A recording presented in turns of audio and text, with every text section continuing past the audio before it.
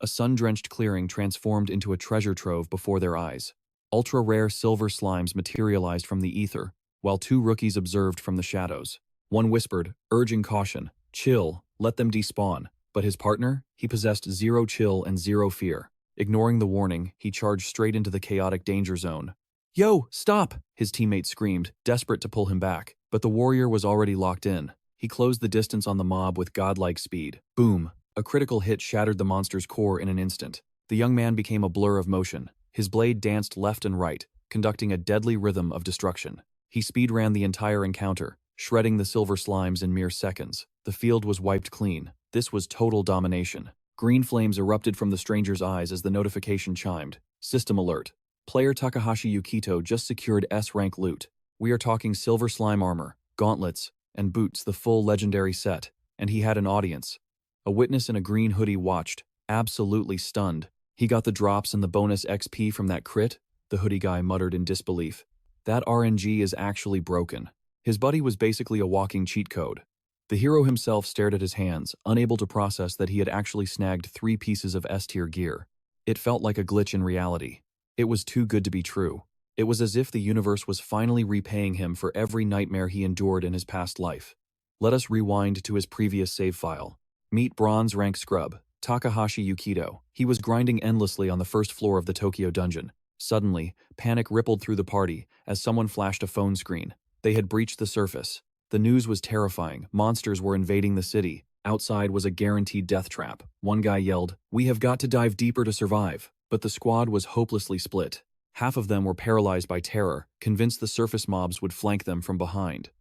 Our hero turned to an old-timer nearby, begging him to run. "Forget the slime grind, old man. We have to move." He grabbed the grandfather's shoulder, desperate to save him. But the old man swatted his hand away. He just kept walking, marching straight toward the slimes as if trapped in a trance. The rest of the party did not bother stopping him. They figured the old guy had finally lost his mind. Someone shoved him aside, and the frail man crumbled, losing his balance.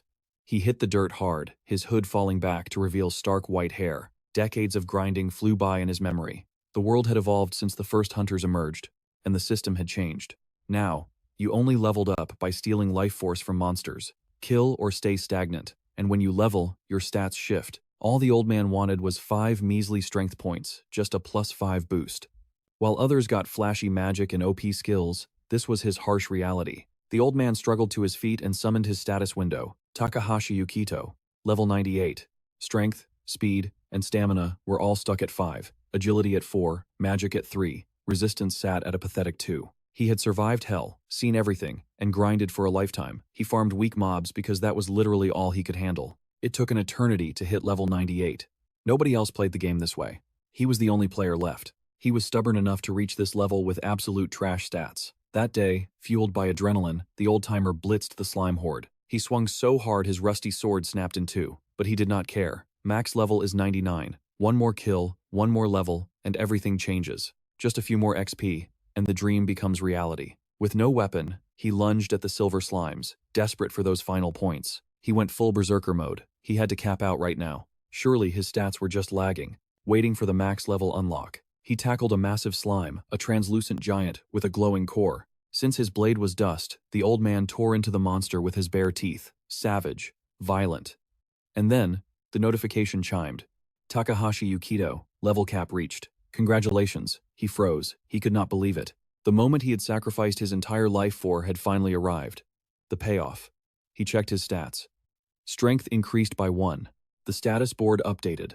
Level 99. Strength 6. Are you kidding me? He collapsed. His legs gave out. Was that it? A lifetime of suffering for one single point? Yukito was broken. No reward, just emptiness. He could not even stand up. From the shadows, high-level monsters were closing in on the clearing. A wasted life. Everyone had mocked him, laughed at his pathetic grind. He could not even save his own mother with this weak power. His life played back like a tragedy on a movie reel. This was the bad ending. Tears streamed down his face as regret consumed him. Takahashi Yukito had 0 fight left. One more second and his game is over for good. A massive demon paw descended to crush his frail body. Participant deceased. But then, a system error occurred in file Takahashi. Characterization. System failure. The system initiated an emergency rollback and restoration protocol. Thump thump. His heart restarted, unlocking hidden parameters. Compensation bonus applied. Unique stat points acquired, plus 9,999. His eyes snapped open, vision blurring as ultimate power flooded in. A cheerful voice snapped him back to reality, but he was no longer the man he used to be. He blinked, the harsh light stinging his eyes as a beaming receptionist stood before him. She welcomed adventurer Takahashi to the guild with a practiced smile. The green-eyed hero stood there, frozen in place. Is this real? He scanned the room frantically, searching for a glitch in the matrix. The illusion held firm, and the girl tilted her head in confusion. Sir, are you feeling all right? Takahashi shook off the paralysis. He mumbled a quick thanks, his fingers trembling as he accepted the registration pendant she handed him. Moments later, he retreated to a quiet corner, trying to process the storm in his mind. What the hell is actually going on right now? He stared intensely at his smartphone screen, cold sweat sliding down his neck. The date glaring back at him. It was the beginning. If he wasn't hallucinating, this was the exact day he first registered at the guild. Yukito's mind raced. He vividly remembered the cold embrace of death. Right before the end, a notification about bonus stats had flashed before his eyes. Desperate, he swiped open his status window in the air. Everything looked exactly like the old days, pathetic and weak. But then, something caught his eye. His eyes nearly popped out of his skull. What is this? A brand new stat column glowed with golden light. Luck. A stat that definitely wasn't part of his kit in the previous timeline. Was this some kind of hidden parameter carried over from his past life? Yeah, right. He seriously doubted the gods were that kind. Takahashi Yukito couldn't wrap his head around it. He was a man with a 70-year streak of pure, unadulterated failure. He touched his face, feeling the smooth skin of his youth. This is insane. But hey, it was the perfect time to test this new anomaly on a slime hunt. Within minutes, the hero stepped onto the first floor of the Tokyo dungeon. His footprints left a mark on history. Boom. Target acquired instantly. It was as if the slime was literally waiting for him in the tall grass, destined to be his first kill. Suddenly, he caught movement in his peripheral vision. He whipped around. When his brain processed the sight, his jaw hit the floor. A silver slime. We are talking ultra-rare spawn rates here. He had seen one maybe once in his entire past life. Usually, these things bolt on sight. The second they spot a hunter, they vanish. They drop insane experience points, but good luck catching one. Yukito gripped his hilt until his knuckles turned white. One dash, one slash, and you are mine. He launched himself forward, closing the gap instantly. Thwack! An arrow buried itself in the dirt, mere inches from his boot. A muffled sorry echoed from the bushes. Takahashi gritted his teeth. You absolute moron!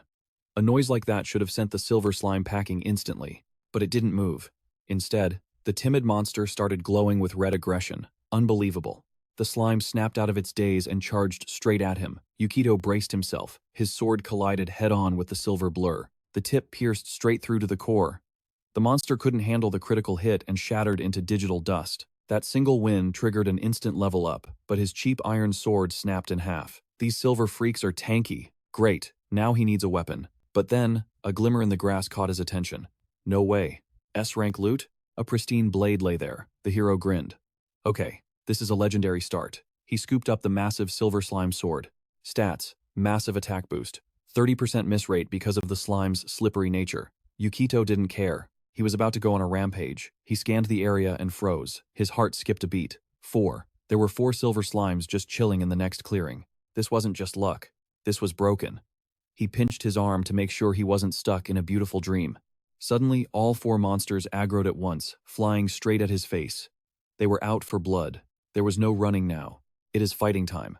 Knowing his new sword had accuracy issues, Yukito knew he couldn't just spray and pray. He bobbed and weaved, dancing through the chaos and landing critical hits one after another. He cleared the mob in minutes. The luck stat is real. Another critical hit and boom. Magnificent armor drops scattered across the grass. It is actually working. He wiped the floor with them. For the next hour, he was unstoppable. Yukito encountered 10 silver slimes in total. Every single kill dropped rare loot. There was no denying it anymore.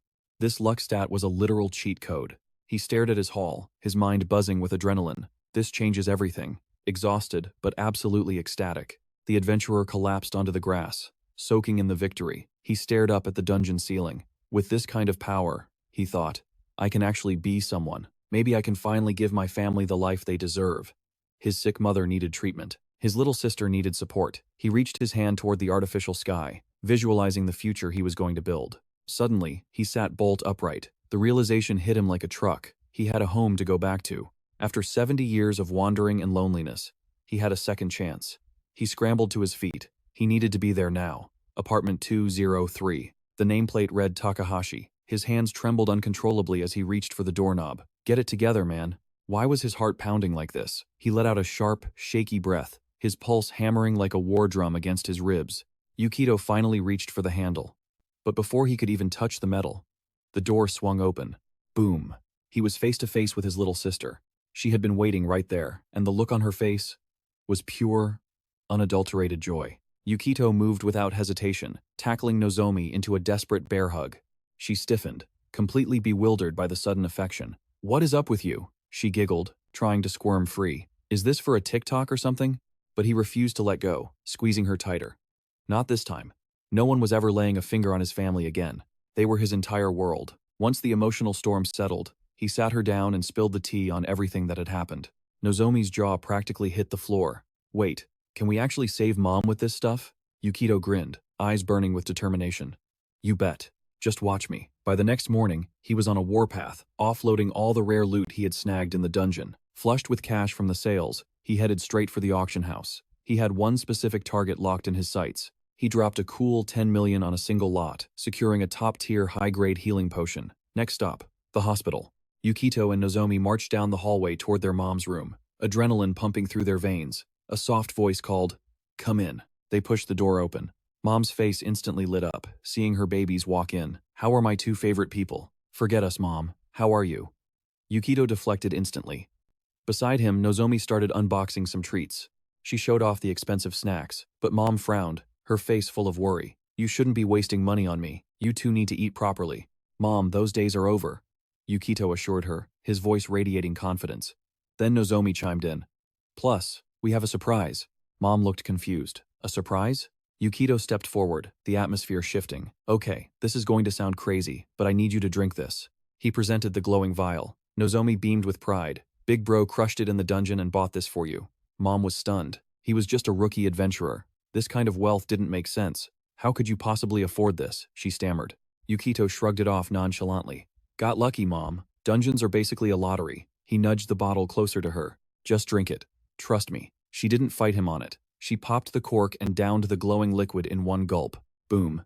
Magic time. A soft, divine light enveloped her body while the siblings watched, holding their breath. The tension was suffocating. Suddenly, Mom exhaled, looking like a massive weight had just vanished from her chest. She took a deep, clean breath. Yukito's shoulders dropped in relief. "It worked." Nozomi cheered. "You did it, bro." Then Mom grimaced. "Ugh, that tasted absolutely awful." Yukito laughed and handed her a sweet pastry to wash away the bitter aftertaste of the medicine. The doctor's report was nothing short of a miracle. Symptoms gone, disease progression completely halted. After a quick stint in rehab, she was discharged. Finally, the squad was back together under one roof. It felt surreal, a real family dinner at home for the first time in forever. While washing up later, she sighed happily. There really is no place like home. Nozomi was beaming, but Yukito's expression darkened. He wasn't satisfied yet. Nozomi caught his look. "What's wrong?" He dropped the bomb, the potion. "It is just a band-aid. It won't cure her completely." Nozomi's smile vanished instantly. "Then what do we do?" "We need the real deal," Yukito said intensely. "A true legendary elixir." "Wait," she asked. "Like that item on the news? The one the top-ranked hunter found? The one on floor 50 that money can't even buy?" She knew exactly how rare that was. "Exactly." Yukito nodded. "And that is my target." It was a unique item bound to the finder. No trading, no selling. A hidden reward you can snag without even killing the boss. Nozomi hesitated. "So, we have to find it ourselves?" She looked terrified. "But can you actually survive that deep?" "Theoretically," he mused. "No, that is a suicide mission. I would be dead meat." Nozomi slumped. "So, it is impossible." Yukito smirked. "I said theoretically." Luck wasn't the only thing on his side. He had the ultimate cheat code, memories from his past life, and he remembered everything. Rumor has it this miracle elixir drops on the higher floors. But there is a massive loophole. The boss guarding floor 20, the ancient golem. Its unique drop is exactly the cure they need. The catch? The spawn rate for this boss is astronomically low. Snagging a legendary item from a ghost of a boss. That is purely a game of Russian roulette. Our hero mused. "In my past life, I only heard of this drop happening once. But this time around, the kid was convinced that with his current luck stat, everything would align perfectly. He was going to secure that elixir and save his mom, no matter what. His sister, however, caught that shifty look in his eye. Yukito chuckled. "Do I really look that sketchy?" She shot him a wink. She knew her brother was capable of the impossible. Her blind faith lit a fire under him. Nothing hits harder than knowing your family is in your corner. But before diving into the abyss, he needed to prep. Nozomi looked puzzled by the sudden shift in vibe.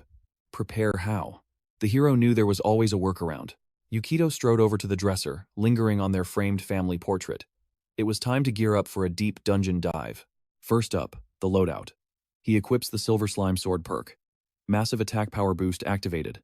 The drawback? A 30% chance the attack fails completely because the blade wobbles like gelatin. Then there is the Silver Slime tier accessory. It grants a 33% chance to nullify incoming damage. As he packed, his sister analyzed his every move. Anxiety tightened her voice. "You are hitting the road already?" The hero gave a firm nod. She hesitated. "Going in like that? Do not warriors usually rock heavy plate mail?" He agreed, but the harsh reality was undeniable. His stats were trash. He literally lacked the physical strength to haul heavy gear. The status window never lies. He realized he was all in on the luck stat. With his current build, armor was not an option. It was just him and that wobbly sword. Yukito noted that leveling up had finally unlocked some serious firepower. Take the mighty layered lunge, for instance. A combat skill with a 30% shot at landing 3 critical hits instantly. Numi chimed in. Need to boost your specs? Hit the 5th floor. Yukito instantly recalled the zone known as Alice's Wreath. The mobs there drop unique loot, specifically magic fruit. It is a stat-boosting superfood. His sister begged him to stay safe, no matter the cost. She handed him a packed lunch for the journey. Even though he would be gorging on magical fruit, he genuinely appreciated the gesture. A notification popped up. 1 package acquired. The hero kicked the door open and stepped out into the world. The grind starts now. The forest was a nightmare of dark hues, glowing purple mushrooms, and carnivorous flora snacking on bugs. After a trek, he hit the 5th floor, the infamous Alice's Wreath. It is a botanical maze teeming with plant-type monsters. One wrong turn, and you are gone. But since it is a low-tier zone, other adventurers had already picked it clean. Yukito figured as long as he stuck to the map, it would be a walk in the park. He pushed deeper into the woods. Trusting his gut, he instantly clocked a nest of ant monsters, mimicking humanoid trees. He knew their playbook. They use camouflage to ambush prey. That is why they look like timber. He had to admit, the disguise was top tier. But look closer.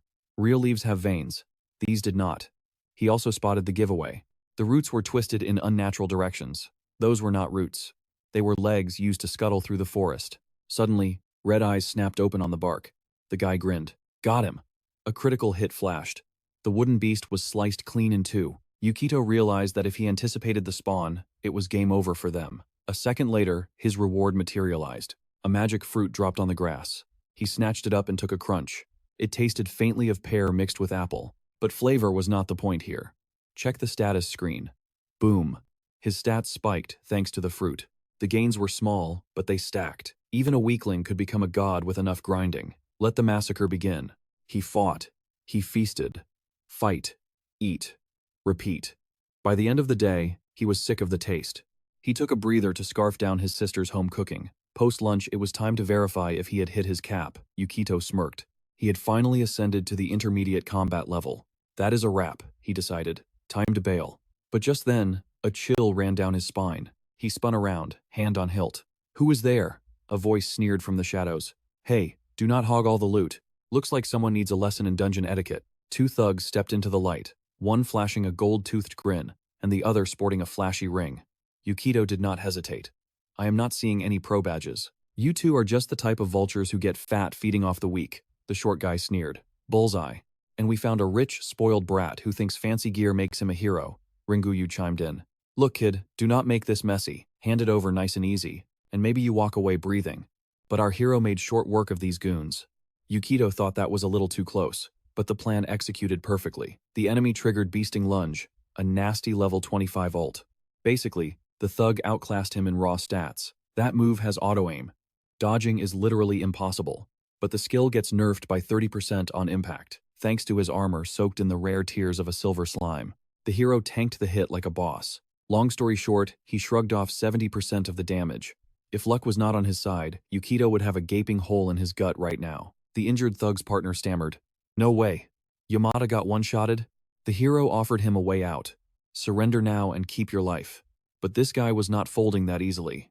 He barked, "Do not sleep on me, kid.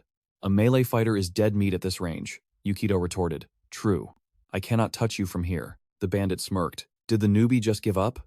Not a chance. Yukito ripped open a portal and jammed his hand inside. In a flash, he dragged out a bizarre artifact. Time to dip into the inventory. It was a staff. Looking like a unicorn threw up rainbows on it, the ugly bandit cracked up. His own weapon looked way more lethal. A proper magical staff. He figured the rookie was clueless. Yukito swung his inventory. Substance of absurdity. He had looted this chaotic item after soloing the Baron Ant. The opponent grilled him with a smile, thinking he was facing a total amateur. The substance of absurdity is a meme item of the highest order. It is unstable trash that triggers chaotic RNG spells. The odds of rolling something useful are basically zero. There is a 40% chance the spell simply fizzles out into nothingness. 30% chance of weak sparks, 20% for a random buff or debuff, and a microscopic 9% shot at a mid-tier spell. Even hitting that 30% weak spell bracket would be a miracle. Practically speaking, aiming for a specific attack was impossible. Yukito is literally playing the magic lottery with his life on the line. The bandit launched a fireball, a solid medium-level attack packing serious heat. Plus, even if the kid hits that 9% jackpot, the bandit's stats and gear would still crush him. With his mage gear plus 50 bonus, the caster was convinced the victory was already in the bag. The outlaw mused with a dark grin. Beginner's luck isn't going to save you from this. He aimed the fireball right at Yukito's face. The hero stood like a statue. He stared down the flaming death hurtling toward him without flinching. He muttered under his breath. Finally, it is waking up. He winked. He was down to just this crazy staff, but it still had one trick left. The substance of absurdity procced. And it wasn't a dud. It felt like a volcano, just detonated in the living room. Yukito's expression was stone cold as he pointed the staff directly at the enemy. An inferno erupted, vaporizing everything in its path. The visual was cinematic perfection. One more second, and this entire forest gets deleted from existence. The mage froze, watching his puny fire circle get swallowed whole by the hero's overwhelming counterattack. He clutched his head in disbelief. How is this rookie spamming a god-tier meteor spell? The drop rate for that is 0.05%. Impending doom was closing in fast. The sky itself was on fire. The mage was trembling, trying desperately to cope with reality. It has to be an illusion, right? Suddenly, the smell of burning hair hit his nose. The heat was straight from hell itself. The mage begged the rookie for mercy. The bandit was paralyzed with fear. He shrieked like a banshee, literally wetting himself in terror. But the hero didn't let up until the entire zone was turned into charcoal.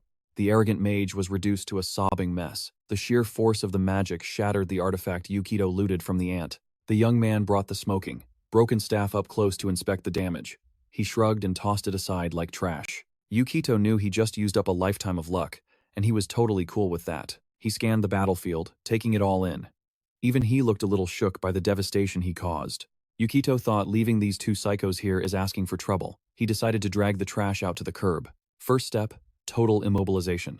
After trussing up both bandits like turkeys, he dusted his hands off. Yukito headed for the stairs. Mission complete. He dragged the unconscious loot bags behind him. The hero strolled home. It felt exactly like logging out after a long dungeon raid in an RPG. He handed the villains over to the cops. By the time the interrogation wrapped up, the sun had already dipped below the horizon.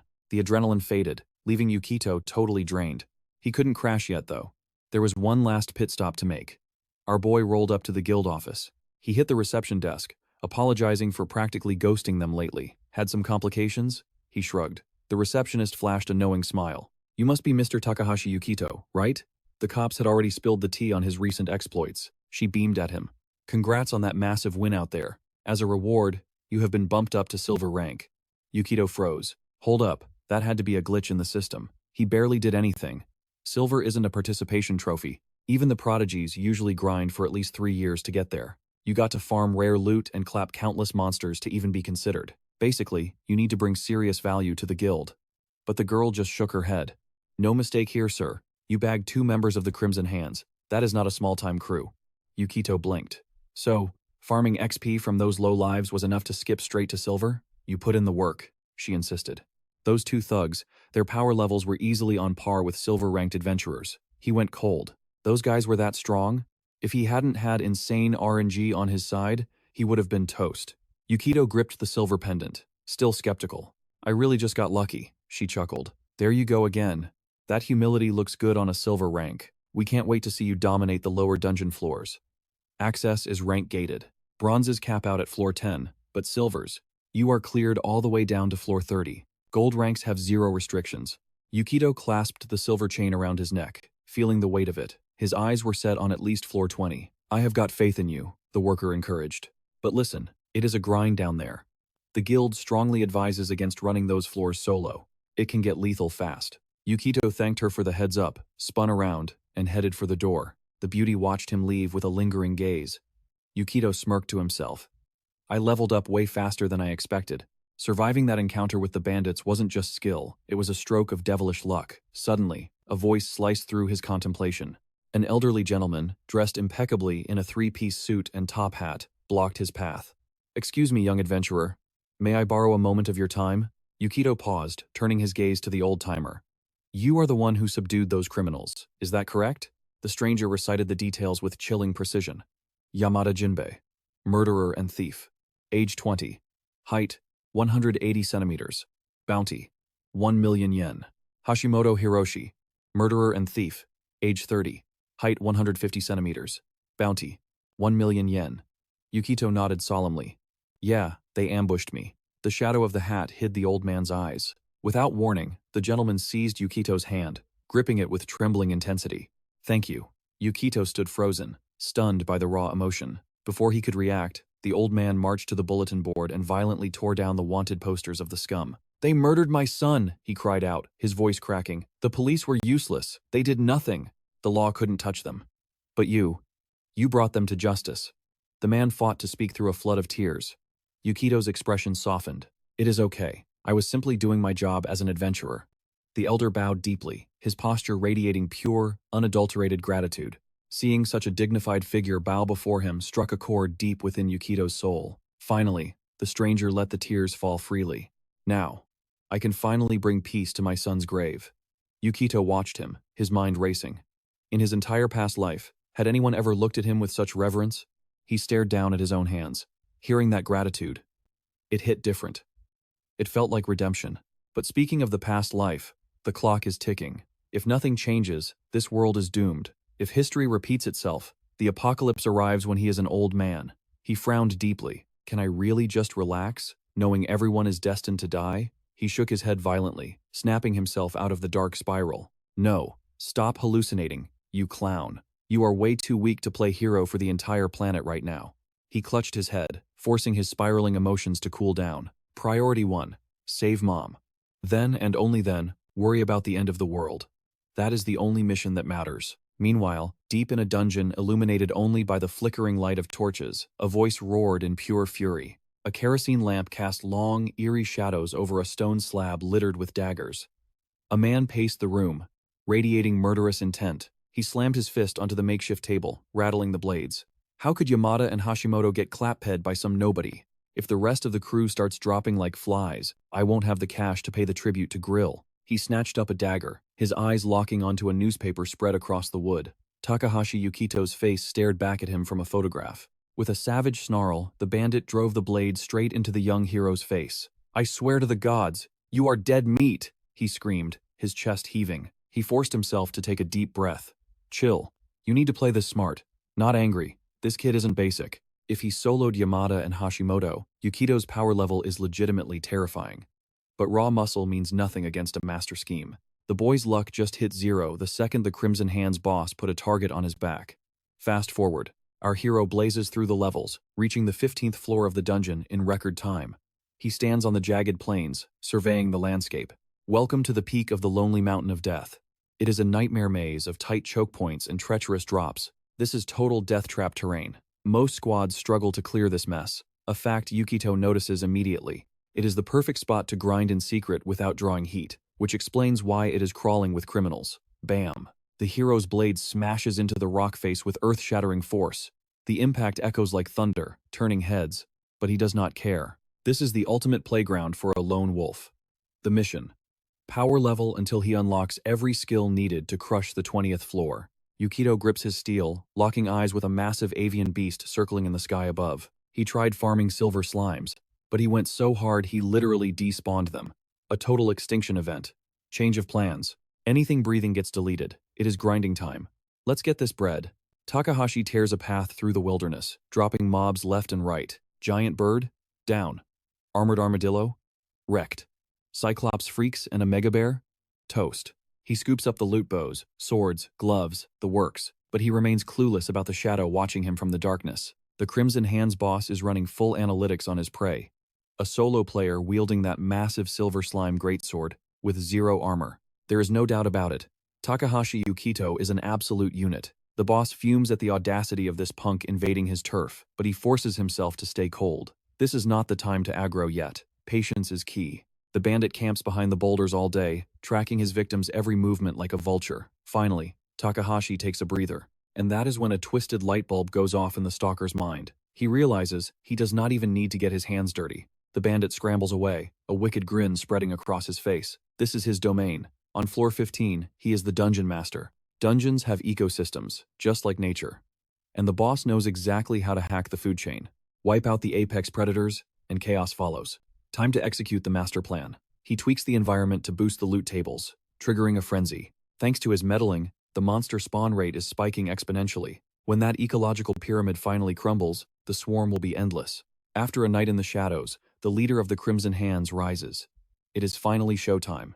The narrative is already written. Takahashi Yukito dies in a tragic accident. Just another faceless adventurer fed to the dungeon meat grinder. A standard PvE death won't trigger any red flags with the community. The man smirks. The pieces are falling perfectly into place. He pats the pouch, holding his insect repellent.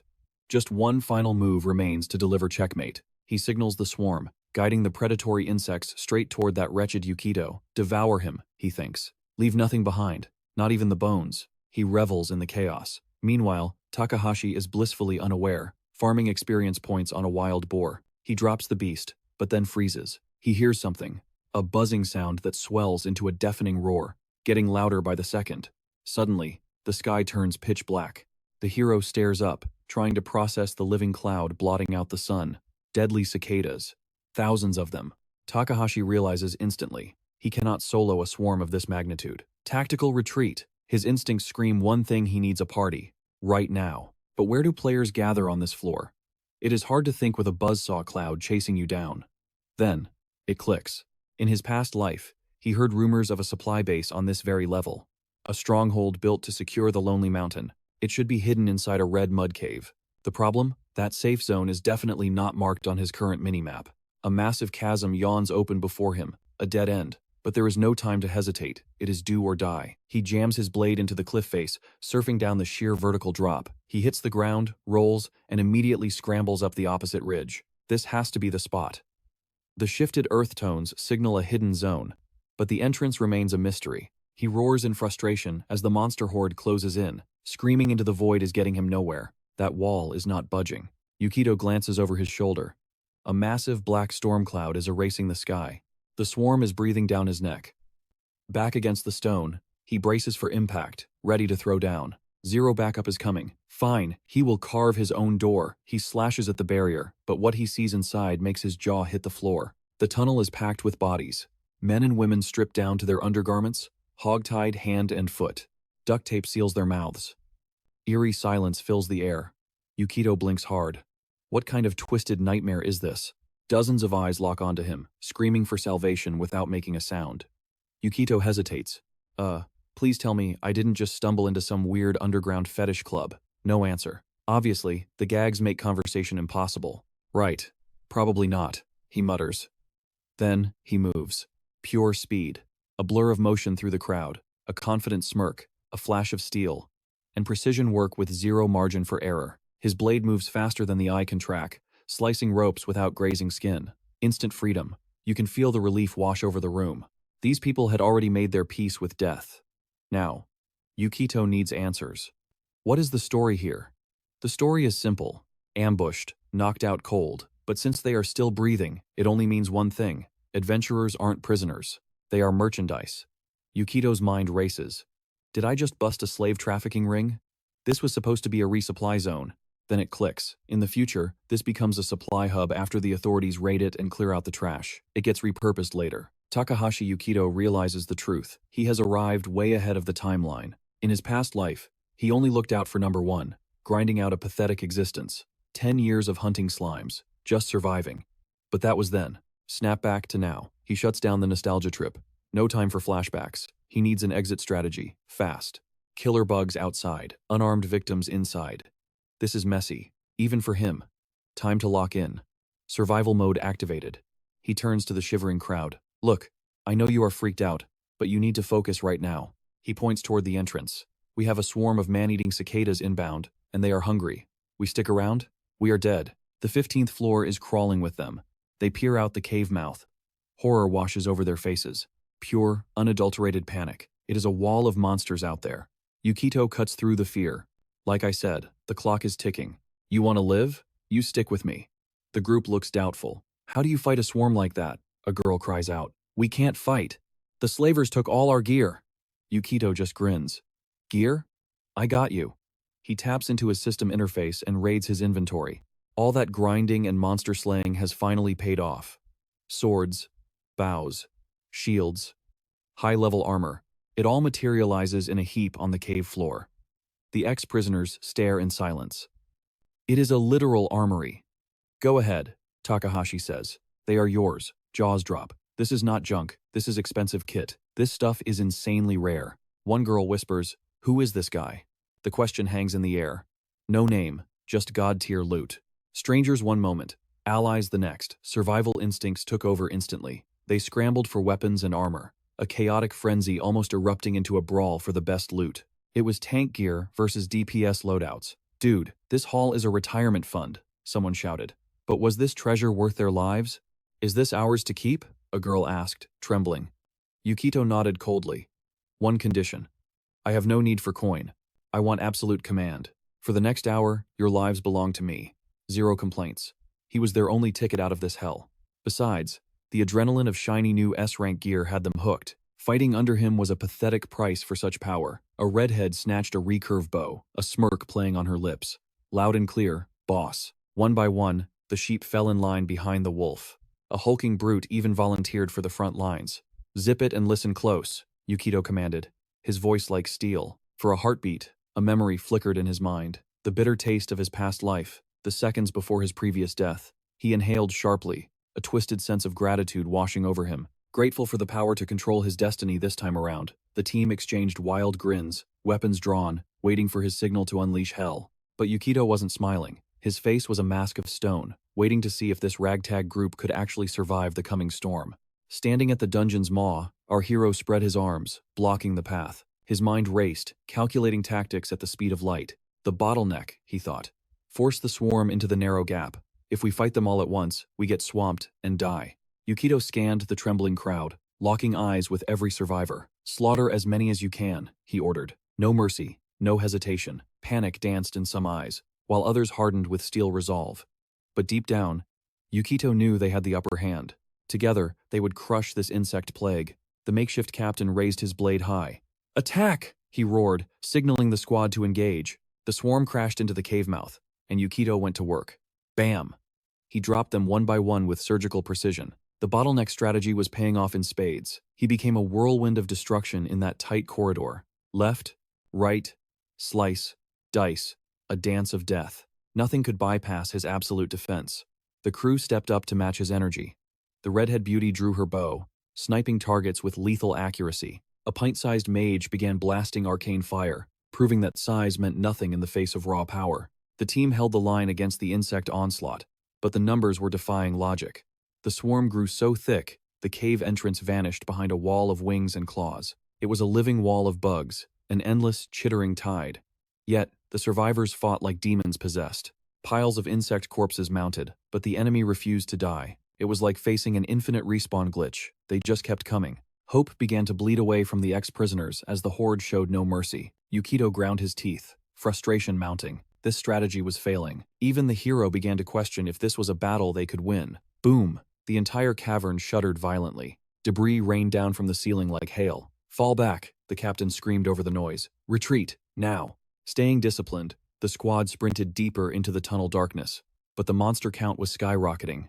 It was a nightmare scenario coming to life. At this rate, the bugs would chew through the very mountain itself. The icy grip of panic began to set in. Death felt imminent, but Yukito kept his cool. His eyes darted around, analyzing every detail for an exit strategy. Analysis incomplete. He cursed inwardly. Damn it. I can't rely on the system for this. Then, he spotted it.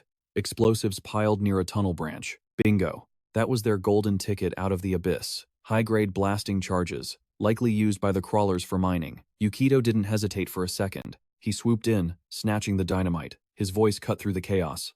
Yo, listen up. There is dynamite scattered in this cave. Find it, grab everything you can. One guy understood instantly. Weaponized explosives? Hell yeah. The girls didn't wait to be told twice. Everyone began scavenging, like their lives depended on it because they did. The battle raged on for agonizing hours. A desperate grind against the deadly cicada swarm. It was brutal work, and survival was the only option on the table. They were pushed back until they held barely a third of the cave. There was nowhere left to run. One girl was tapped out on mana, collapsing. The walls groaned, ready to bury them all.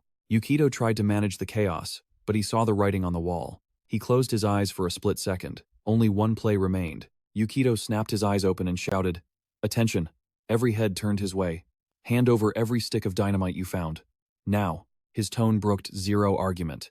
They obeyed instantly, though the crowd was skeptical. Would this really be enough? Or was this like trying to bail out the ocean with a thimble?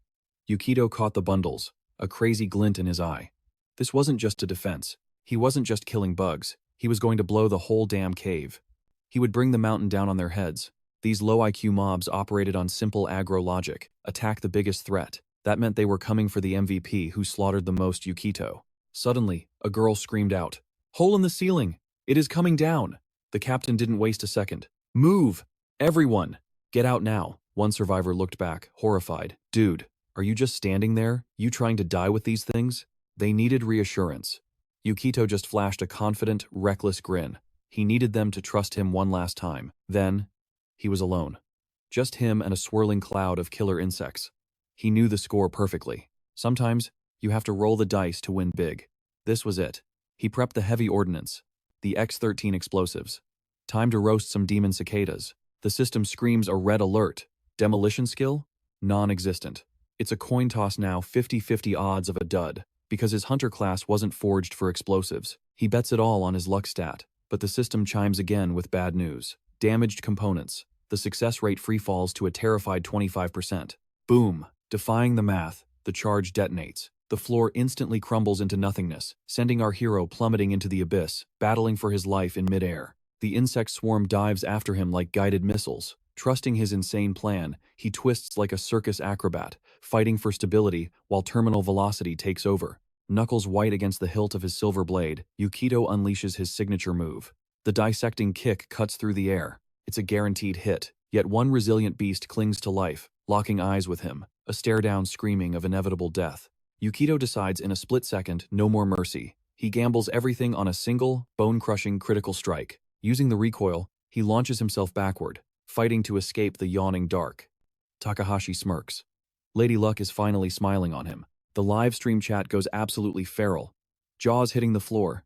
The monster just tanked his full power strike like it was a gentle breeze. Every viewer holds their breath, terror gripping their hearts as they watch Yukito fall. Desperate, he drives his blade into the sheer cliff face. But reality hits hard, the steel refuses to bite, skidding uselessly off the unforgiving stone. In a heartbeat, the kid is back in freefall, swallowed by the void. Escape is impossible. It looks like game over. Suddenly, a rope snakes down from the heavens, looping his arm in a perfect lasso. Yukito clamps down instantly, seizing the lifeline from his new allies. The team up top braces and heaves, hauling him out of the jaws of the deep. Our hero scrambles onto solid ground, a wild grin plastered on his face. The battlefield is a total graveyard, nothing but rocks and dead cicadas. Complete annihilation. Collapsing onto a boulder to catch his breath, he gazes out at the magnificent carnage he just unleashed. A surge of pride swells in his chest. They didn't just win. They wiped out an entire legion of insect nightmares. The survivors are in shock, muttering, "This is insane." After a brawl of that magnitude, 0 casualties.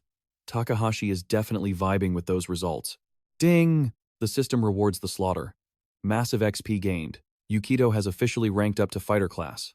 Damage against insect types is buffed by 20%. He hits level 3, unlocking a new passive skill, Warrior Intuition. Meanwhile, the bandit leader is losing his mind, kicking his table in a blind rage. His goon clutches his head in terror that scumbag Yukito just destroyed their entire base. The boss knows the price of failure. He'll have to answer for this, perhaps with his life.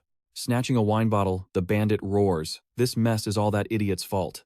He pops the cork, chugging the booze straight from the neck like a maniac. After draining every drop, he hurls the empty bottle at the wall with savage force. It shatters into a million shards.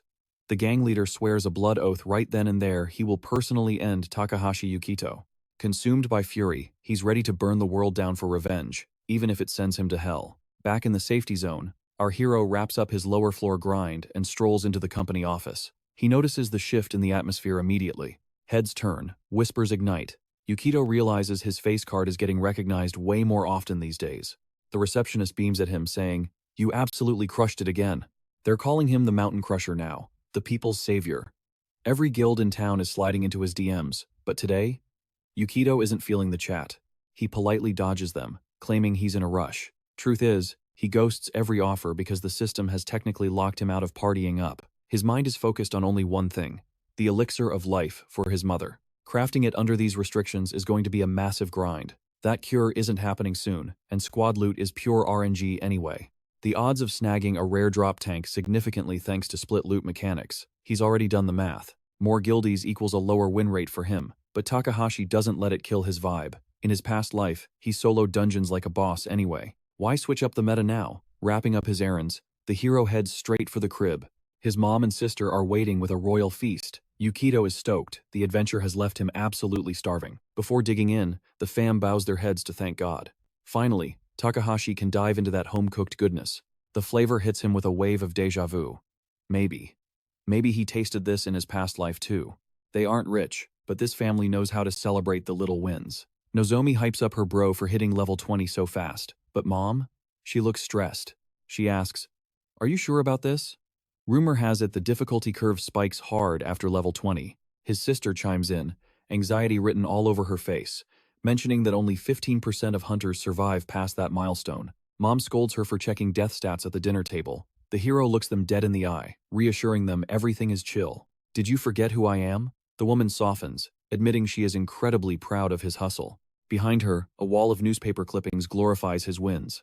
For a second, Mom closes her eyes, fighting back the tears. When she finally found her voice, it trembled. "Just promise me you'll stay safe, okay? No parent wants their kid playing hero only to die for strangers." The young man froze, words dying in his throat. A nightmare from his past life clawed its way out the vivid memory of burying his own mother. He gazed at her with pure affection, masking the pain, and no kid ever wants to see their parents' hearts shattered. Mom started to argue, but Naomi cut in sharp. "Mom, let him cook. You can't stop him anyway." Belle flashed a playful grin, teasing, "Bro, you're impossible. Once you lock onto an idea, there is no shaking you loose." Tears welled up in Mom's eyes, shimmering with worry. Looking at them, the image of her late husband superimposed over her son. The resemblance was striking and absolutely heartbreaking. Takahashi cut in, soft but ironclad. "Mom, chill.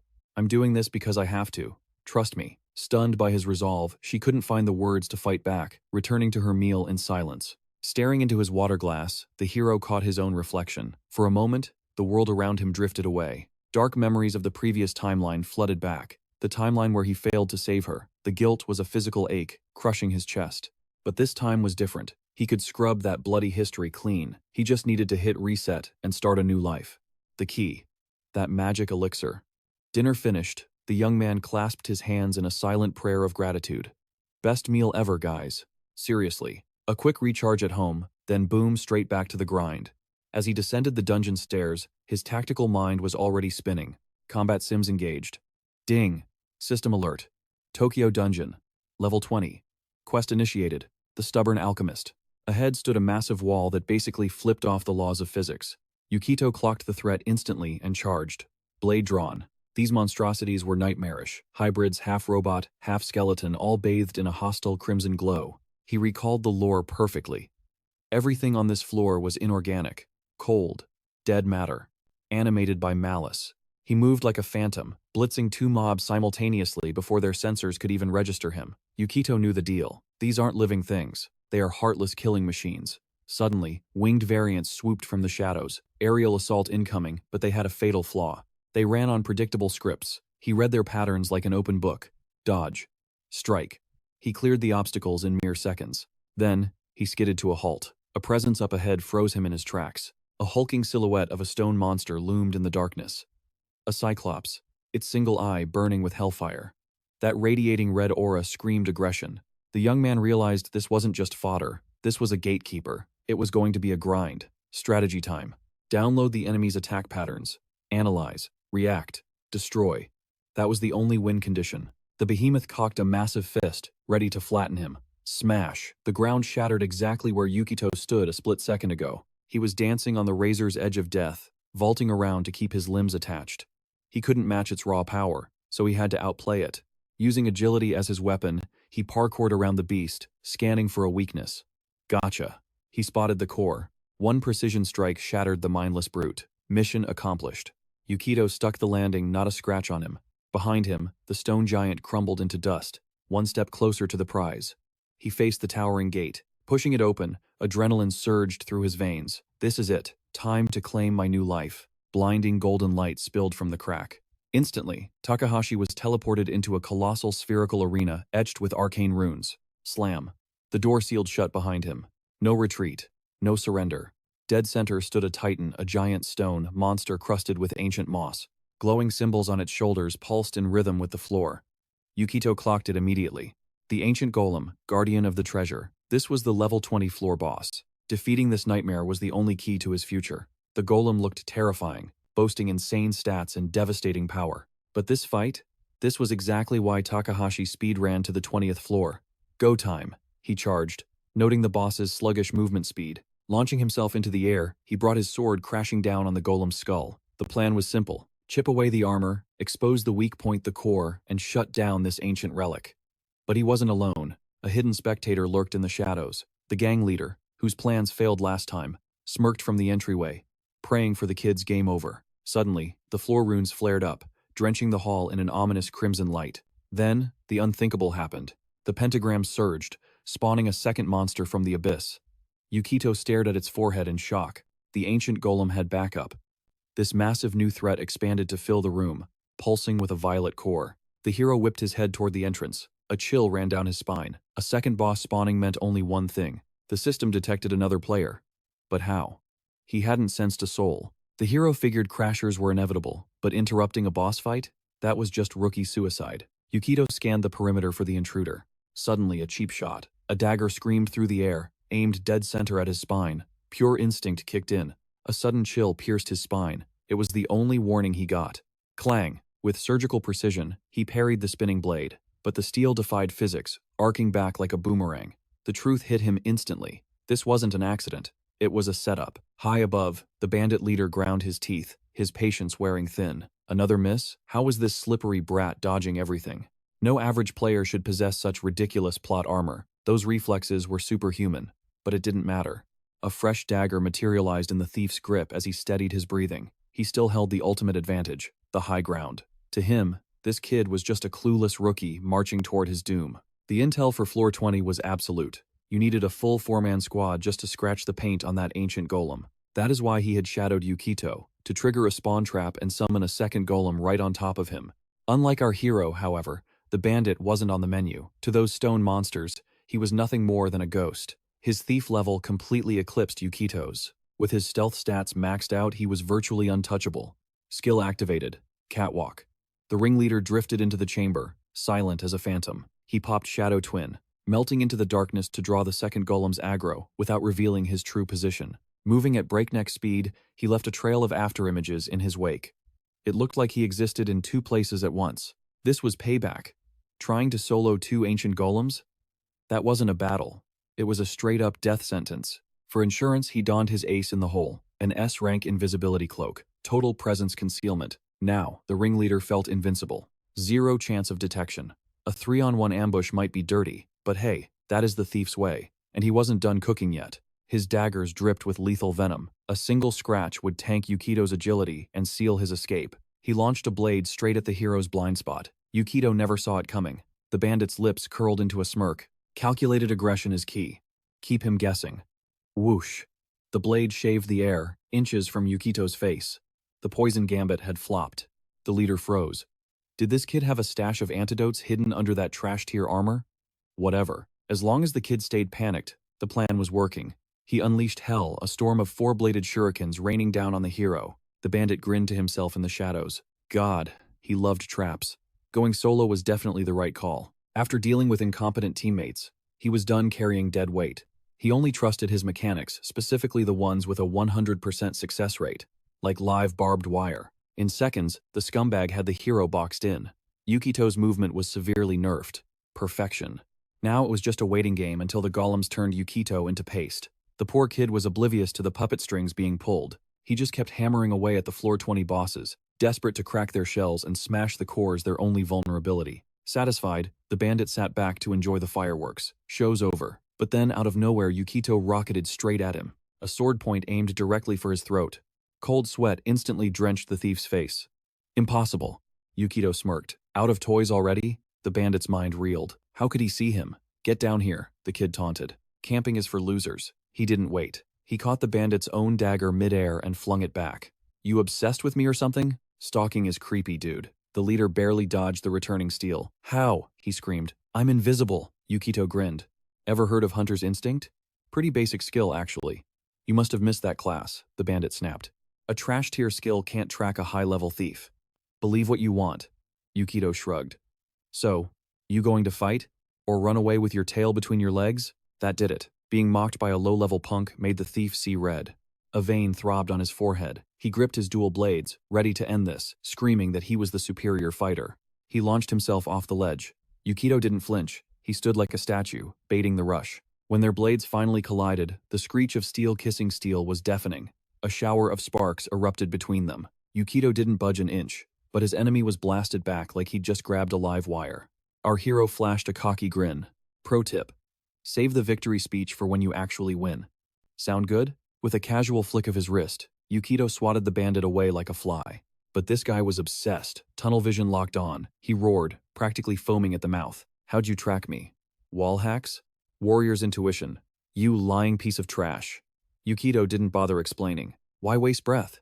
He wasn't lying anyway. Warrior's intuition was already live. It's a clutch passive for combat, sniffing out nearby danger. But the RNG on this skill? Absolute garbage usually. A 99% failure rate, with only a 0.9% success chance. And the legendary great successes? A measly 0.1%. Staring at the system window, Yukito prayed to the RNG gods. A smirk crept onto his face. He felt a critical hit coming. Ding! The notification popped. Great success. Jackpot. Instantly, every threat on the field lit up in high definition. A radar HUD overlaid his vision, pinging red. The bandit was charging back in at full tilt. You're moving way too fast for your level, the thug barked. I'll take that as a compliment, Yukito quipped, locking his stance as the duel reached its boiling point. The bandit, still delusional about his odds, sneered at the young fighter. Face it, at the end of the day, you're just a low-rank scrub. He was convinced his agility stats were superior, a classic ego trip. Swinging wildly, he kept yapping about his elite talent and pinpoint accuracy. The trouble was, he wasn't just barking. The gang leader actually found an opening and landed a hit. Fresh blood trickled down Yukito's arm. The bandit scoffed. Looks like you prepped for the wrong scenario, rookie. He got comfortable, dropping his guard. Fatal mistake.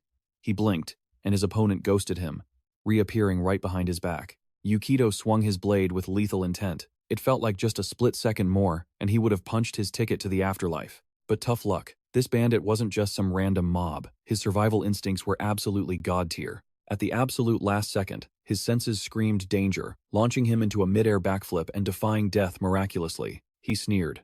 You're still digging your own grave, kid. The hero didn't waste breath on a comeback. He moved in silence, unleashing his signature sword art, Beast Sting. But the lad's desperate attempt only made his opponent cackle. The man jeered. That's your guaranteed hit skill? Please. He was toying with him, already 3 steps ahead. The rogue triggered his skill, Butterfly Dance. Suddenly, the guy was a blur. A visual glitch appearing in 10 places at once, confusing the hell out of Yukito. Slash. Yukito gritted his teeth, thinking, another miss. Before he could reset, the thief was already winding up for round 2. Launching off the pavement, he blitzed toward Yukito. The man taunted, confident in his speed. It was the perfect condition for an evasion game. When 2 skills clash, he was closing the gap at breakneck speed. As he kept running his mouth about how stats are the only thing that matters, his blade found its mark again. Steel bit deep into flesh. Yukito's leg was gushing red. Damn it, the hero hissed. His defense was crumbling, leaving him wide open. The bandit was loving every second of this. His voice pitched up into a manic squeal. A slowpoke warrior like you ain't never catching me. Out of nowhere, one of the ancient golems decided to join the party. It fired a scorching laser beam. Only pure instinct and raw talent saved Yukito from being vaporized on the spot. But the bandit? He just kept gloating. He hollered, "Floor 20 is a raid paradise." He stopped just out of reach, flowing through bizarre combat stances. He bragged he could dance around the floor, 20 boss all day. He claimed it was easy because of his analysis. Since the golem moves in a scripted pattern, the bandit grilled the guy. "You bought the guild walkthrough too, didn't you?" Yukito stayed ice cold, silently deflecting another strike. It was a chaotic duel sandwiched between two rampaging ancient golems that would randomly throw hands. Suddenly, agony shot up the hero's leg. Was his luck finally running dry? He glanced down, and his heart sank. The serrated blade of a trap. Standing in a pool of his own blood, he had walked right onto a hidden spike. The rogue beamed, thrilled his setup worked as he announced with a cocky grin, "No intruders on floor 20. Checkmate. I won this the second I started prepping for this op." Screaming his victory speech, the bandit unleashed Scorpion Point. Yukito's confidence shattered as he barely parried the barrage. He couldn't hold his ground anymore. Boom. The massive shockwave from the enemy blade blasted him backward. The impact was brutal. Lights out, consciousness fading. Clatter. The sword slipped from his grip, hitting the stone tiles. The young man snapped awake instantly, realizing he was weaponless against the Reaper. The bandit roared, "Game over." He tasted victory. The scum's dual blades zoomed in for the kill.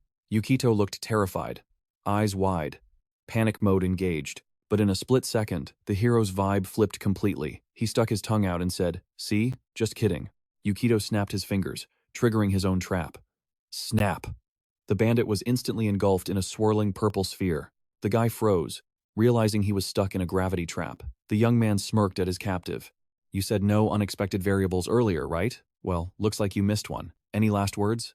The thief's jaw dropped, unable to control his own mouth. Yukito explained, "That guild info only applies to normal runs. Nobody expects some idiot to start a PvP match right in front of the floor 20 boss." The thug, crushed by gravity, could only wheeze. Wham! An ancient golem smashed its fist exactly on the spot where the bandit was pinned. The hero backflipped to safety just in time. He kept talking, cool as a cucumber. With a double raid active, even the dungeon management changes the rules. He delivered the line with a winning smile, mocking the outlaw. "You call yourself a pro thief, but missed my traps? Embarrassing." The bandit refused to accept reality. He screamed that it was impossible, calling the kid low-level trash who should have just fought like a normal scrub. Blinded by rage, the bandit never saw the counterattack coming. The boss's massive fist connected squarely with the leader's face. The impact shattered the gravity trap instantly. The thief face-planted into the dirt, wheezing and broken on the floor. That had to sting. But the floor 20 boss wasn't done yet. It grabbed the injured man with massive fingers and hoisted him high into the air. And then, the ancient golem simply let go. Crunch. The bandit slammed onto the cold stone hall with bone-shattering force. His bloodied hand twitched. As revenge slipped away, the mangled mess barely clung to life. He whispered, "How? How did I miss a scrub's trap?" Yukito Takahashi looked down with cold eyes and replied, "Like I said, my gamer instincts never miss." The gang boss wheezed, dripping crimson onto the cold tiles. Basking in the win, our hero told the scumbag to save his breath. The young man smirked. "If you are still kicking after I wreck the ancient boss, I will drag your sorry self to the cops." But this snake had one last fang left. Gasping for air, he pushed himself up on shaky arms, muttering like a maniac, "Don't play with me." Thanks to his insane luck stat, Takahashi's hearing was cranked to 11. He caught every syllable. Suddenly the rogue screamed, "Then I am dragging you straight to hell with me." He ripped his jacket open, revealing a bandolier strapped with explosives. He roared, "This firepower makes your toy sword look like a toothpick." Yukito froze, totally blindsided. He stared at the enemy in disbelief. "Have you lost your absolute mind?" But the guy's eyes were already gone. Pure madness. He was ready to nuke the whole place just to kill Yukito. A system prompt flashed a warning. Too late. Boom. A massive fireball ripped through the room. The shockwave tore up the ground, sending debris hurtling toward Yukito. The floor beneath him gave way, spiderweb cracks shattering into a void. Suddenly, he was dead center in the chaos with zero exit strategy. Gravity took the wheel, and he plummeted into the abyss. Darkness swallowed him whole. After a terrifying freefall, Takahashi slammed into cold stone. Crack. He clutched his head, groaning. That really hurt. As his eyes adjusted to the gloom, he gauged the drop. Way up high, a tiny patch of sky mocked him. His body felt like lead. He couldn't move. After a beat, he forced himself to sit up. He scanned the area and gasped. A secret dungeon room. Seriously? But the universe has zero chill. Before he could breathe, he saw a golem diving at him from the shadows. This thing just would not quit. Takahashi clenched his fists, adrenaline overriding the pain, and staggered to his feet. A grim thought hit him. I am totally cornered. Praying his legendary luck streak was still active, he scanned the chamber. There, through a crack in the wall, he spotted a ladder and something else. Shiny. What the heck is that? He squinted hard, making out a chest pulsing with magical aura. A grin broke across his face.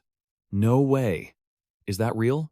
Turns out secret rooms and epic loot are a package deal. Now he needed to get in that room no matter what. Maybe fate dropped him here for the loot. But suddenly, a second golem, courtesy of that bandit's explosion, crashed into the pit. Great. Now it is a mosh pit. Yukito realized there was zero room to maneuver. Taking on 2 boss-level mobs head-on was suicide. He needed a strategy fast. Only one option remained. Yukito thought, I am betting everything on that chest. All in. He snapped into focus and sprinted, aiming to slide right through the legs of the guardian golem. He launched himself upward, closing the gap with desperate speed. He needed to kick off the wall hard, or he would wipe out completely. Smooth as silk, he vaulted onto the golem's massive shoulder and used it as a launch pad. Just one more second, and he would land near the loot. The chest was right there. He was about to snag the prize, but the second boss, camping by the treasure, had other plans. Zap. A laser beam tore through the air. Takahashi did not see it coming. It blasted him square in the back, ruining his trajectory. His grip failed, and his sword clattered away into the dark. Yukito slammed into the ground like a ragdoll, coughing up a spray of blood, body trembling. He tried to hype himself up, spine still intact. Small victories, right? But he looked up and froze. The floor 20 boss was looming over him, ready to end the game. A giant stone foot hovered above him, ready to squash him like a bug. Pure terror hit Takahashi. His luck finally ran dry. He was too battered to move, too broken to dodge. Then came the impact, and a scream-inducing agony. Crunch. The sound of bones snapping echoed. The ancient golem's foot pulverized Yukito's legs into paste. Blood drooled from his lips, pooling on the cold stone. His vision blurred. The pain was sending him straight to Blackout City. Summoning every ounce of willpower, he slammed his fist into the floor. Do not give up. The agony was so intense, he started dry heaving. Through the haze, his eyes locked on one thing, the treasure chest. His sword was right there next to it, but his legs were useless wreckage. And the golem was not showing any mercy. The monster sought a kill confirmation, raising its massive foot to crush him into paste. Vision drowning in crimson, a primal roar tore from the hero's throat. Memories of a past life crashed over him like a tidal wave. A 70-year existence that felt like an eternity compared to this brutal, hellish speedrun. But something had fundamentally shifted. Agony seared through his shattered legs like liquid fire. Yet, Takahashi dragged his broken body across the cold floor. He had to reach the treasure. It was the only path to save his mother. Fueled by pure adrenaline and unyielding grit, Yukito forced his broken frame forward, seizing the chest and throwing the lid open. Boom! A blinding azure light blasted outward, flooding the chamber. The source? A mana-radiating blue gem. A pained smirk tugged at Takahashi's lips. He had secured the objective, even if the price was his own body. The bracelet housing the stone hummed with insane magical potency, but the clock was ticking down. The massive stone golem was winding up for a fatality strike. He had to move now. Literally seconds remained before it was game over. Survival instinct took the wheel as the hero snatched the bracelet. He knew exactly how to play this hand. Slapping the artifact onto his wrist, Yukito muttered, "Got it. That means I win." Looks like Lady Luck hadn't abandoned him just yet. Yukito had just equipped the one item that could clutch this entire raid. The Bracelet of Changeability. A super rare drop that grants the wearer the power to teleport anywhere instantly. After a quick scan of the stats, Yukito realized the truth. This was his only lifeline. The golem was practically on top of him, gravity taking over as the stone giant descended to crush him. He mashed the activation command, but the success rate was terrifyingly low. This artifact wasn't built for his class specifications, but with every passing millisecond, the odds of a successful cast ticked upward. Just as the golem's colossal shadow swallowed him whole, the bracelet fired. Click. A massive stone block slammed down with a deafening crash, obliterating the spot where Yukito had been lying a split second ago. Silence. The dust settled. Then, the distinct hum of the artifact chirped, glitching out of thin air. Takahashi Yukito materialized right behind the standing golem. He drove his blade straight into the monster's magical heart. He was taking this victory, no matter the cost. Enraged by the strike, the boss charged up a devastating laser beam. The stone golem, totally confused about the aggro source, fired its laser blindly at the second golem lying prone in front of it. The red beam melted straight through its ally. Talk about a messy situation. Even though the second golem was already pummeled, it was still kicking and ready to fight. But Yukito wasn't about to despair. He was ready to enter the flow state. The guy blinked out of existence and popped up in a fresh position. Target acquired. The first boss on the ground.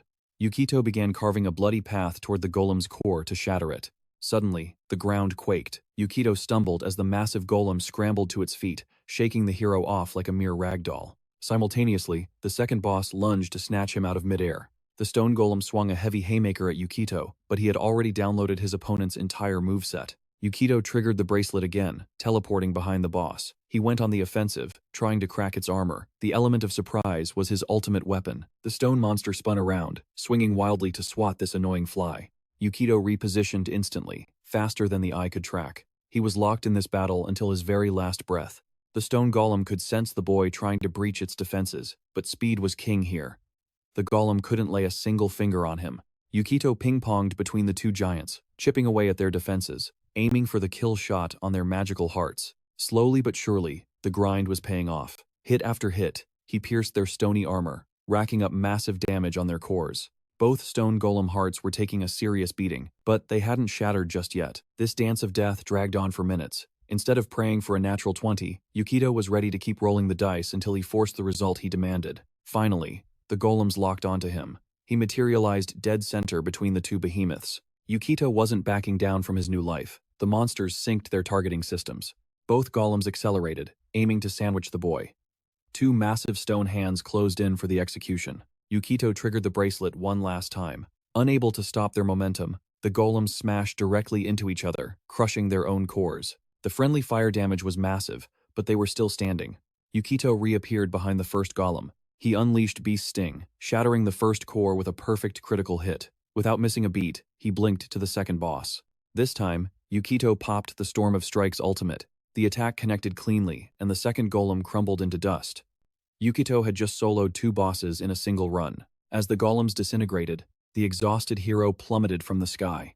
Yukito tried to trigger the bracelet for a soft landing, but nothing happened. 0 charges left. He slammed into the pile of dust and sand left behind by the slain monsters. Yukito Takahashi had defeated 2 ancient golem bosses and secured a legendary teardrop elixir. His eyes widened as the loot finally spawned. 2 vials of divine miracle. The gods of fortune were truly watching over him today. He wasted no time uncorking the first bottle. Down the hatch. Taste didn't matter. The moment that liquid gold touched his tongue, the arcane energy exploded within his core. A brilliant emerald aura erupted, swallowing his figure. The agonizing crunch of bone snapping back into place sounded like a symphony of restoration. Scars and deep gashes vanished from his skin as if erased by a divine hand, leaving not a single scratch behind. Even his battered equipment purged itself of filth, shimmering with renewed durability. The nightmare was finally dead. Yukito stood tall, his presence overflowing with protagonist energy. The gamble had paid off flawlessly. Air filled his lungs, strength filled his limbs, but the greatest victory wasn't his own healing. It was the second vial, the lifeline secured for his mother. System alert. A cascade of notifications flooded his vision. For defying death, Yukito Takahashi earned not 1, but 3 legendary titles. Survivor grants 10 defense points. Giant Slayer amplifies strength by 20. Arbiter of the Lost skyrockets his dexterity by 10 points. He pulled up his inventory, eyes gleaming at the spoils. Pure adrenaline coursed through him. He had stared death in the face and walked away with a god-tier artifact. But there was no time to celebrate. He had to move. He became a blur of motion, rushing toward the boss chamber. His sharp eyes caught a detail amidst the rubble, the bandit's cape. Vital evidence. He snatched the blood-stained fabric, clutching it like a trophy, and sprinted for the dungeon's mouth.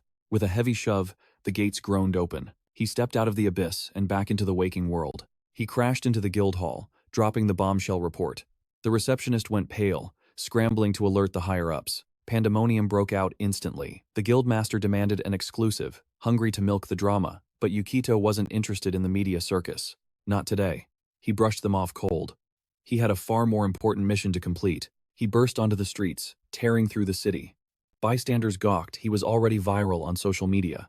The rookie who cleared 20 floors and soloed 2 bosses at once? A total monster. But Yukito shut out the whispers. He didn't bleed for fame or fortune. He did it for her. The holy grail of medicine burned in his pocket.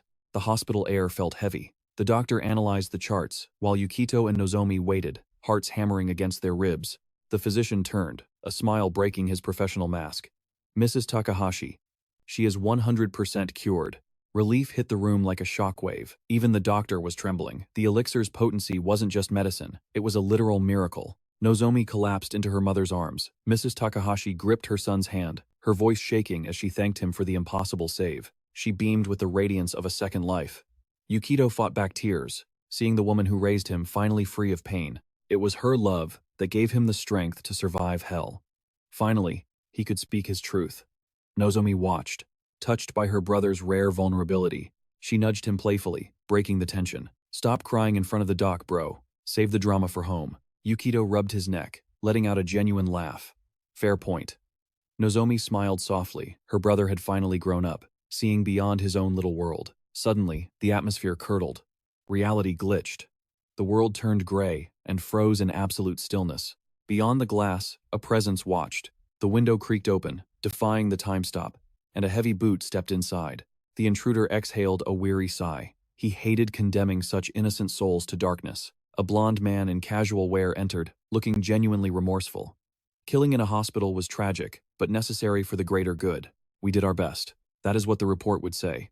A simple heart failure. The family would never question the dead. The autopsy would confirm natural causes. Without warning, he launched a devastating haymaker straight at Nozomi's face. Snap. Yukito caught the fist inches from impact. The killer's eyes bulged in disbelief. "Who the hell are you?" Yukito snarled. But the blonde remained silent, paralyzed by a far more terrifying question. How can this boy move within the chronostasis? Then, realization struck like lightning. Yukito knew this face. Everyone did. Is this the hero? The #1 ranked adventurer. Humanity's savior. There was no mistake, standing before him was the legendary Uyama. The intruder flashed his unique badge, confirming the impossible truth. Yukito's mind raced. Why was the world's greatest hero acting like a villain? Uyama cut through the confusion with a sharp question. How are you defying the laws of the void? Only those who have tasted true death can move in this space. Uyama's eyes narrowed. Are you a regressor too? The mention of rebirth was a confession. Uyama decided to lay his cards on the table. I am here to cancel the apocalypse. Yukito snapped back. What does my sister have to do with the end of the world? She is the catalyst, Uyama stated coldly. Her existence poisons the timeline. That is why Nozomi must be erased. Yukito stood dumbfounded. The hero continued, his voice grim. It involves her future husband, a man vital to the world's survival. Their eventual divorce destroys him. That heartbreak triggers the collapse of civilization. That was the reason Uyama descended today, to play the arbiter of fate and erase Nozomi from the timeline. A cocky smirk played on the blonde hero's lips, waiting for Yukito to bow to his superior logic. But logic had no place here. Uyama's words didn't calm the storm. They were lighter fluid poured directly onto the blazing inferno of Yukito's rage. Yukito retorted with venom. This timeline was a blank canvas. It was severed from that tragic past. In this life, he had already defied fate and saved their mother. Because of that, Nozomi never suffered. She never worked herself to the bone in that wretched nightclub to pay off crushing medical debts. She never met that bastard future husband.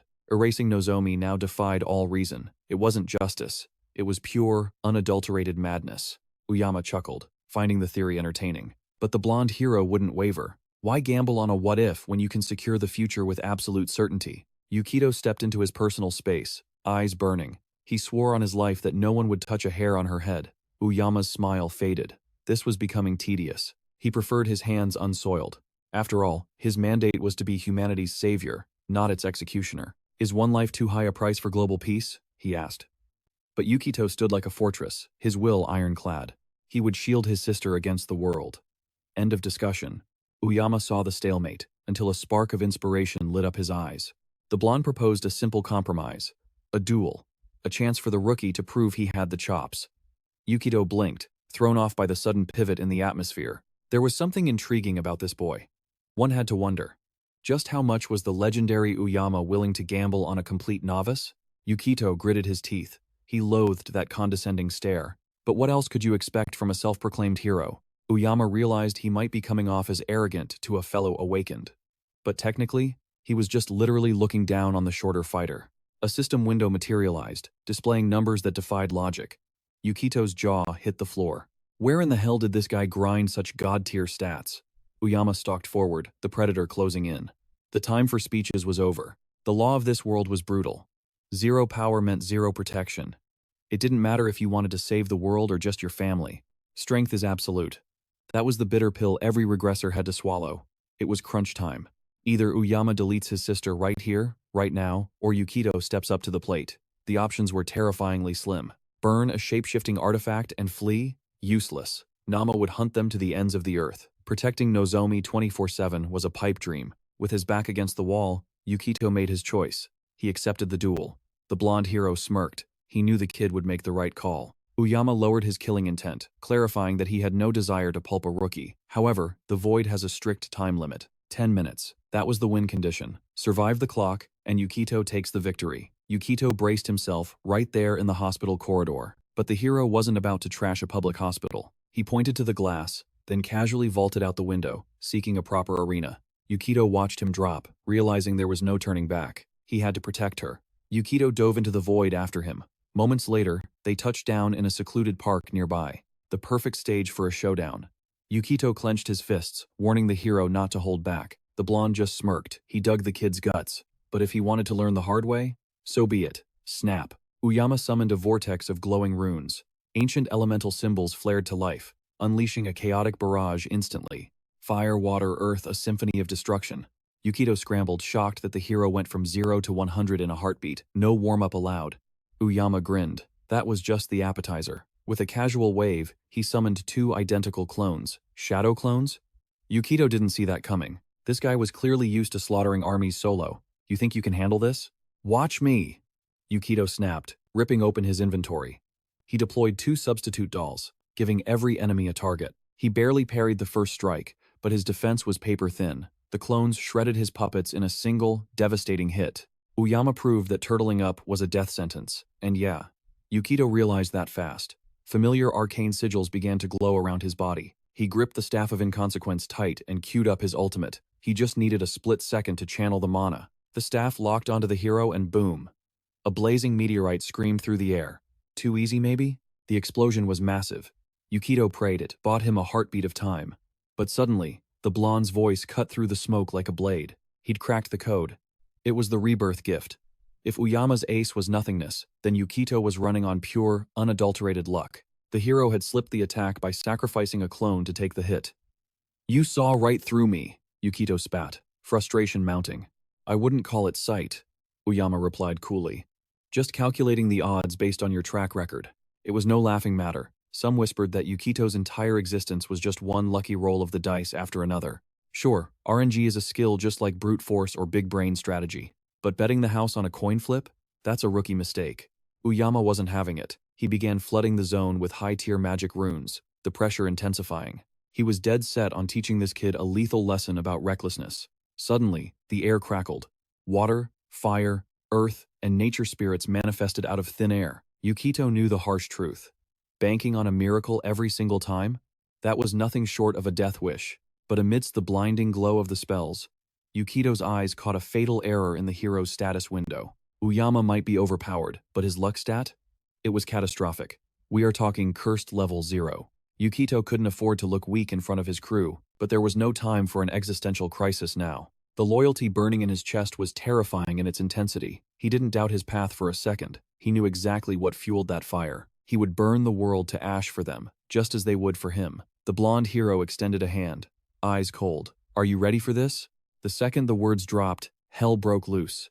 Magical seals shattered like glass as elementals swarmed him. Welcome to the real world, kid. It was brutal, unfair, and chaotic. A blazing fire elemental led the charge, with a surging water spirit close behind. But Yukito wasn't panicking. He was plotting.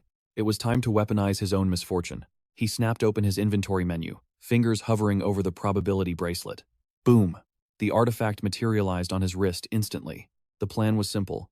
Exploit the massive gap between his god-tier luck and the hero's trash RNG. The system chimed. Wristband connected. Activation successful. He might lack flashy titles or genius intelligence, but Lady Luck was practically his guardian angel. In a heartbeat, he vanished from the battlefield. Coordinates locked. He respawned instantly in the city center, shielded by a void barrier. Perfect positioning. Uyama actually looked impressed. A warp bracelet? Handy tech. But who needs gadgets when you possess high-level flight magic? Yukito vaulted off a car roof, whispering a quick apology to the driver. He was dragging this fight right into the heart of downtown. Since Uyama wanted a test, Yukito was flipping the script. A true hero would never risk civilian casualties, right? The blonde warrior smirked. He saw the trap immediately. It was a dirty tactic, but clever. As a guardian of public safety, his hands were effectively tied. He couldn't drop nukes or use area of effect spells here. He dispelled the elementals instantly. Even a sword was too risky in this crowd. But make no mistake, Yukito wasn't safe. The hero didn't need weapons to crush a cunning trickster. Matching the energy, Yukito banished his sword back to his inventory. Time to see how the hero handles a handicap match. If this works. Click. Yukito equipped a single shield. Quote, in his mind, that was all the defense he needed against this guy. Shield up. The lad braced for round 2. The setup hit Uyama with a wave of déjà vu. Back in the day, villains used human shields constantly. He knew how to play this game. He summoned magical spears, launching them like heat-seeking missiles. The projectiles weaved through traffic and pedestrians with surgical precision, locking onto Yukito's heat signature. Yukito banked hard left, diving into a narrow alley. The spear corrected course and closed the gap instantly. Yukito raised the shield just in time. Clang. The magic ricocheted off the metal, punching a hole straight through the adjacent building. It didn't just crack the concrete, it ruptured a gas main. Uyama ignored the danger, rambling about his glory days hunting monsters disguised as street thugs. Apparently to him, this city was just crawling with vermin. Yukito kept the banter flowing, baiting him into a psychological trap. He started spilling tea about his own dark backstory, trying to throw the hero off balance, rotting in dungeons, where the city was nothing but a grocery store to him. Because of that trauma, his memory was a blur. Hearing this, Uyama looked genuinely offended. The hero had wanted a bonding moment, 2 warriors sharing war stories. He despised that Yukito wasn't on the same wavelength. But Yukito had zero interest in opening that trauma locker. His past wasn't heroic. It was pathetic. He had been a worm crawling in the dirt just to survive another day. Then show some gratitude for your second chance. Uyama roared. Wham! A heavy kick connected, sending Yukito skidding across the pavement and halfway under a parked car. Groaning, Yukito quipped that he actually preferred cramped spaces. It felt cozy. The hero was losing his patience. Was he fighting a warrior or a sniveling coward? Yukito snagged a skateboard time to boost his mobility stat. Uyama could preach all he wanted, but Yukito knew his limits. Seeing the kid try to flee again, the hero sighed. This was getting boring. He wanted a worthy opponent, not a track star running laps. He refused to acknowledge someone who just ran away. Suddenly, the path cut off. Yukito bailed off the board, backed into a dead end. Nowhere left to run. If fleeing was his only strategy, this fight was a wrap. Uyama charged up his finisher. Game over? Not yet. Yukito scanned the area. Target acquired. A concrete lamppost to his left. If the hero thought he was cornered, he had another thing coming. Yukito sprinted straight for the pillar. With a savage roar, he slammed his heel into the concrete base. Uyama stood there, totally clueless. The streetlight groaned, snapping at the base. It's showtime. Yukito's lips curled into a cold smirk. The so-called hero finally sensed the lethal intent in the air and realized he was in grave danger. Uyama froze, his eyes widening as tons of concrete rained down from the heavens. Pure, unadulterated panic took hold of his heart. Desperately scanning his blind spot, the top-ranked adventurer saw a vehicle hurtling toward him. Click. The pieces of Takahashi's twisted game locked into place. Checkmate. Yukito watched the chaos unfold like a grand director, slow clapping as his trap snapped shut. Every single variable had been calculated to perfection. He knew the hero's massive ego wouldn't let him flee. He had to save the day, ensuring no innocent bystanders paid the ultimate price. Uyama caught the falling steel, slamming it into the pavement with a deafening crash. Predictable. He scoffed, feigning composure, but his trembling eyes betrayed him. He was rattled to his core. Takahashi grinned, a predator playing with his food. Oh? You think you've won? If it's so obvious, then prove it. Save everyone. Whatever the cost, the protagonist taunted, his chilling smile never wavering. Uyama's face fell. The severed power lines weren't just broken. They were dancing with live voltage, hissing like vipers. Absolute disaster was imminent. The grid overload threatened a chain reaction that would incinerate anyone standing nearby. The downed pole hissed, spiderweb cracks glowing with lethal arcs of golden electricity. Zero time to think. Boom. A massive explosion ripped through the air, detonating right behind the adventurer's back. The blonde hero whipped around, cold sweat dripping down his forehead. He had to move, now. The inferno was hungry, ready to swallow the entire street whole. Uyama snapped out of his shock, screaming for his undines to drown the roaring flames. The water spirits surged forward, obeying their master's desperate command. Takahashi just watched, thoroughly entertained. He loved seeing the mighty hero scramble. More water, Uyama roared. But the blaze was faster, outpacing his magic and tearing down the city block. Trees ignited like matchsticks, crashing onto the asphalt and crushing parked cars flat. The road buckled under the hellish heat, turning the pavement into a ticking time bomb. Suddenly, the ground gave way. A massive sinkhole ripped open, threatening to devour everything in its path. Uyama finally lost his cool. "You've got to be kidding me," he shrieked. He deployed Sil and Gnome for immediate damage control. Yukito knew it was his turn to step onto the stage. He dashed straight toward the carnage. The gnome spirit grabbed a civilian girl just as her car slid into the dark abyss. Sil's wind magic kicked in, levitating the vehicle out of the pit. The spirits were working overtime, saving lives and salvaging gear from the disaster zone. Takahashi decided to close the distance. He ghosted up behind the adventurer. "Forget someone?" he whispered, wearing that trademark grin. "Not now," Uyama snapped, too busy cleaning up Yukito's mess to focus. The #1 hero was convinced that this rookie couldn't possibly touch him. Yukito silently opened his system interface. "Time for another shock." "Maybe I can't hurt you directly," Yukito announced, "but I can turn the world against you." Bam! He shield bashed Uyama. The hero stumbled, completely blindsided by the cheap shot. The golden armor, the majestic red cape, all of it went flying straight down into the open sewer. Ironic, Takahashi mused. The top dog was literally neck-deep in filth. He loved teaching pretty boys what rock bottom truly felt like. Uyama's face twisted in pure horror as he fell. Realizing there was no coming back from this humiliation, the brown sludge rose to meet him. Splash! The #1 adventurer was shoulder-deep in raw sewage. Takahashi leveled his flower-decked wand at Uyama. "I'm not finished." That broke him. Uyama threw his hands up. I yield," he admitted defeat. Moments later, the fires died down, and every civilian was accounted for. Uyama slumped on a fire truck bumper, dripping wet sewage. He looked at Yukito and confessed, "My arrogance. It keeps getting me into messes like this." He sighed, adding, "I knew fighting you would be tricky, but I didn't expect to get absolutely destroyed." He admitted it was the first time karma had hit him this hard. Gone was the boasting, replaced by shame. He was genuinely terrified by Takahashi's intellect. It reminded him of a dark accident from the past. A flashback hit Yukito, a massive explosion ripping through a skyscraper. The memory shifted, spilled takeout, and a crushed bouquet of flowers scattered on the pavement. The Yukito of the past was on his knees, hands clasped, praying in total, suffocating silence. The trauma was agonizing, but it was that exact pain that gave him the edge to win today. "What matters now?" Takahashi asked, staring down Uyama.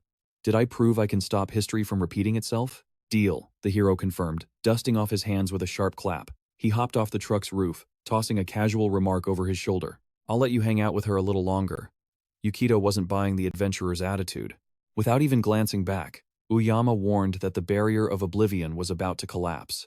And cleaning up the mess from their duel?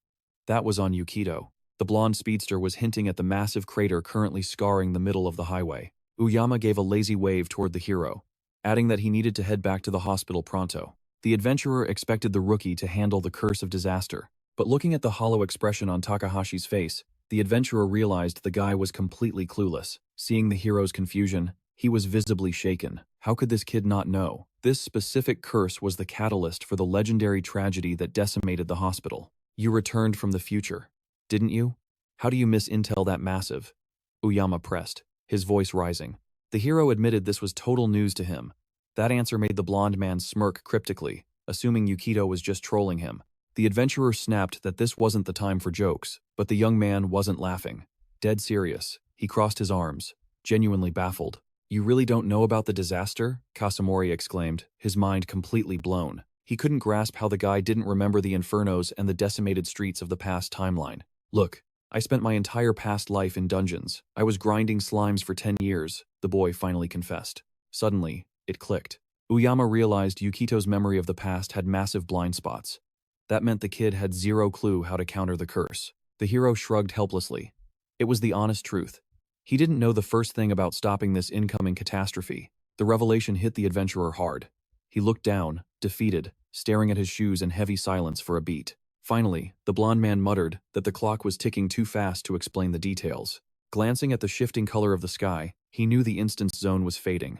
Hit the morgue basement level of the hospital. Once you're there, it'll all make sense. Uyama directed. Yukito, annoyed, asked why he should take orders from him. The adventurer replied that he'd try to resolve it himself, but there was a solid chance he would fail alone. As he walked away from Takahashi, he threw back a grim warning. If you don't act, the body count is going to be astronomical. Hearing that kind of apocalyptic doom talk from the adventurer left the young man reeling. He wanted to press for answers, but Kasumori had already launched himself into the air, vanishing into the sky. I have no idea what's going on, but I need to get back to the hospital now, the hero decided. He tapped his bracelet of changeability to warp back to his mom and sister instantly. The kid made it just in the nick of time, as the dimensional void started to dissolve around them. When the magic finally lifted, pedestrians were strolling down the street again, completely oblivious that just seconds ago, two titans had been throwing down right there. Yukito slipped back into the hospital room unnoticed. No one in the office suspected that he'd even left. The doctor was busy advising the boy's mother to come in for routine checkups. Yuko stood up, promising to follow the doctor's orders, beaming with gratitude for the good news. Takahashi smiled internally, pumping his fist. He had secured the elixir and saved his mom, but the young man discreetly side-eyed the room.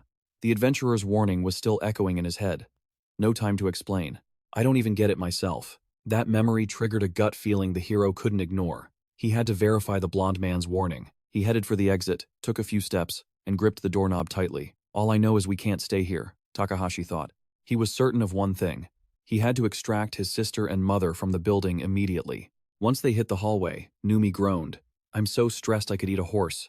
His mom suggested grabbing a bite at a cafe on the way home to celebrate her miraculous recovery, but Yukito shut that down. He insisted he would cook a special dinner for them personally. His sister's jaw dropped. Her brother cooking? That was a once-in-a-blue-moon event. The young man flashed a confident smile. Why not? I just have one favor to ask. Can you guys hit the grocery store and grab the ingredients without me? His mother replied that if Yukito was treating them to a feast, they couldn't exactly say no. Numi was totally on board too. Yuko and her daughter headed for the exit, chatting excitedly about the meal Takahashi was going to whip up. The hero waited patiently, watching his family leave the hospital grounds. Once he was sure they were clear of the danger zone, he made his move toward the morgue. But first, a quick pit stop in the men's restroom. He had to gear up. Locking himself in a stall, Takahashi equipped a white hooded cloak. It wasn't just fabric, it was magic. A sweet drop from the bandit warlord Kito. Yukito usually popped this invisibility cloak to bypass trash mobs that weren't worth the experience points. He never guessed he'd be burning a cooldown on it for something like this. Some random patient in the bathroom watched a stall door swing open on its own and nearly had a heart attack, convinced the place was haunted. While that guy was panicking, Yukito ghosted his way to the elevator at the hall's end. He watched the numbers tick down, wondering how he'd missed the intel on this so-called disaster curse. Uyama claimed the morgue held the answers. Ding! The display hit the bottom. Basement level. The metal doors slid open, revealing a labyrinth of dark hallways. Yukito strode out, eyes scanning the gloom. He needed to find the target fast. The silence down here wasn't just quiet. It was dead. The atmosphere hung heavy in the stale air. Was this the exact spot where the catastrophe first sparked? Yukito paused his advance. First priority, a vibe check to scan for any other living souls breathing in this abyss. He pinged his system radar. The interface returned a flat line of 0 life signs. Perfect. No witnesses to complicate the mission. That meant he could tear this place down to its foundation if he had to. Yukito scanned the placards lining the hallway, his eyes hunting for the target room. There it was, the morgue. Showtime. He eased the heavy steel door open without making a sound. Inside, it was pitch black. As his vision adjusted to the gloom, cold tiles and rows of gurneys materialized from the shadows. Bodies lay silent, draped in stark white sheets like sleeping ghosts. A grim realization hit him. One day, that is going to be me on the slab. He prowled past the corpses, senses heightened, waiting for the other shoe to drop. Nothing stirred. Reaching the back of the room, he glanced over his shoulder at the shrouded figures. He lowered his hood, exposing himself to the dark. Now, it was just a waiting game. Still nothing. Was Uyama trolling him with false intel? He pulled up the system interface, but his eyes went wide. The text was flashing a violent crimson. Red alert. We have problems. A guttural rasp suddenly filled the stagnant air. A sinister red aura began to steam off the gurneys like cursed as smoke. One sheet slipped, revealing a woman's face twisted in rictus agony. She jerked, spasming violently as she rose from the dead. It was pure nightmare fuel. In seconds, a dozen corpses were shuffling toward the stunned hero. They growled like feral beasts, shattering the tomb-like silence. Okay, Uyama was not kidding about the morgue part. Message received loud and clear. Yukito leveled his blade, his stance steady. Time to handle business. As the horde closed in, the stench of rotting meat hit him like a physical wall, threatening to overwhelm his senses. High-level players usually kite undead mobs from high ground, he analyzed. They snapped and foamed at the mouth like rabid mutts. A long-haired corpse lunged first. This was not biology. It was magic. Not a virus, but something far darker. Shingan. A clean arc flashed, and her head hit the tiles. Definitely a curse. Her body dropped, but the rest of the pack was already breathing down his neck. He remembered the lore. If a cursed adventurer is not buried fast enough, they respawn as this trash. He cleaved the next one in half, splitting it from skull to navel. Just as he dropped the second monster, a third one lunged from his blind spot. Yukito's reflexes flared like lightning. He planted a brutal front kick into its gut, sending the rotting carcass flying back. The curse was contagious among the dead. In his past life, a cleric would just nuke them with holy light. Too bad nobody in this server has unlocked that skill tree yet. At least it is not airborne, but one bite, and it is game over. He grabbed a steel gurney and hurled it at the next monster. Got to keep distance. He entered a flow state, dismantling them methodically. Another severed head skittered across the floor, sliced clean from its neck by Yukito's dancing blade. He kept kicking gurneys into place, using them as makeshift barriers against the gnashing teeth. Bang! He pinned another undead against the wall with a heavy bed frame, but the swarm was getting too dense to manage. He shoved more beds together, throwing up a makeshift blockade to buy seconds. He had thinned the herd, but they were relentless, clawing over the obstacles to get a taste of his flesh. Amid the chaos, he spotted a talisman hanging off a rotting neck. That was not just a zombie, that was a high-ranking adventurer, a former legend, now reduced to a mindless ghoul. Talk about a tragic fall from grace. Click. The sound of the door handle turning froze the air. Yukito's survival instinct screamed. Something on the other side was desperate to get in. Crash! The door gave way, spewing two rotting corpses into the room. They stumbled, limbs tangling as they hit the deck. Balance was clearly not their strong suit, but numbers were on their side. Surrounded or not, Yukito hyped himself up, muttering that this carnage would be a total cakewalk. Swing! One clean stroke, and the first zombie's head went flying. But the second one was still crawling. Yukito raised his blade for the double tap. He was mid-swing when the mental brake slammed hard in his brain. His HUD flickered.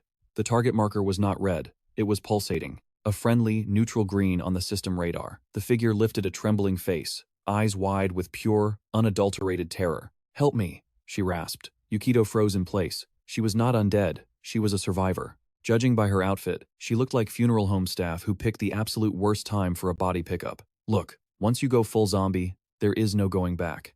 But a fresh bite, that is a different story. Hope sparked in his mind. He dropped to a knee beside the shivering woman. Before reality checked him hard, his inventory was looking grim. He did not have the gear for a cure.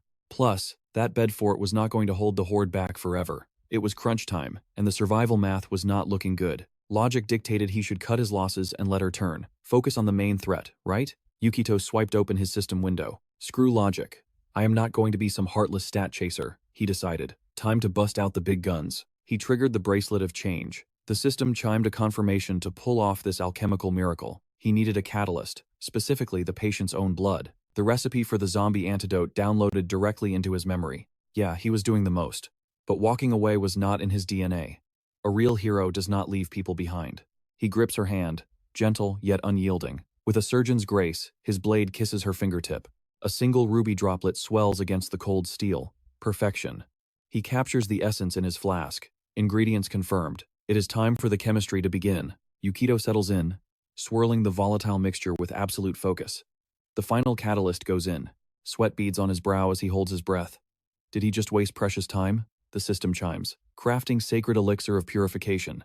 Then, the crimson warning flashes before his eyes. Alchemy level insufficient. Success rate, a pathetic 25%. Without the advanced synthesis skill, he is gambling with her life. The system mocks his abysmal magic stats. But Yukito has one hidden weapon, his broken luck stat. Ding. Success. Defying every probability, the volatile potion stabilizes. Takahashi grins like a maniac.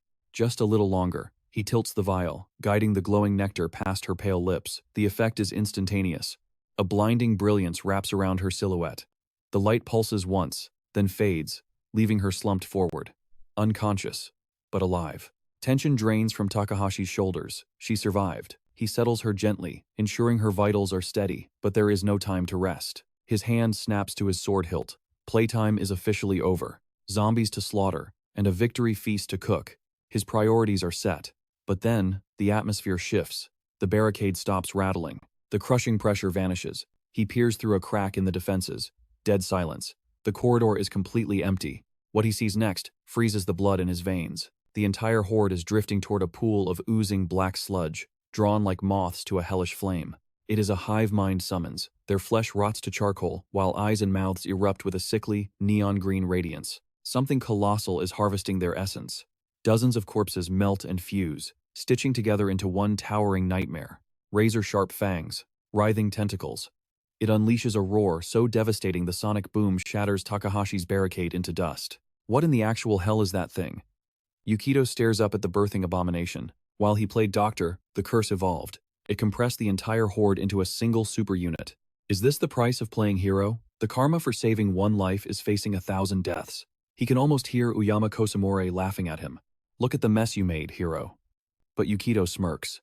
He has zero regrets. He saved the girl, and now he is going to butcher this beast. The monster lashes out, tentacles whipping through the air, but Takahashi is already moving. Reflexes on God mode. The hero weaves through the kill zone, closing the gap in a heartbeat. Shing, one clean stroke and a head goes flying. Zombie slaying 101. Take off the top. Suddenly, a tentacle snaps at him. It misses by a hair. But this freak is a hydra. Yukito dances through the chaos, severing heads with relentless rhythm. No breaks allowed. As long as one ugly mug is still snarling, the war continues. 2 more limbs shoot out, aiming to grind Yukito into paste. Slash. He amputates both tentacles before they even kiss the floor tiles. Yukito vanishes.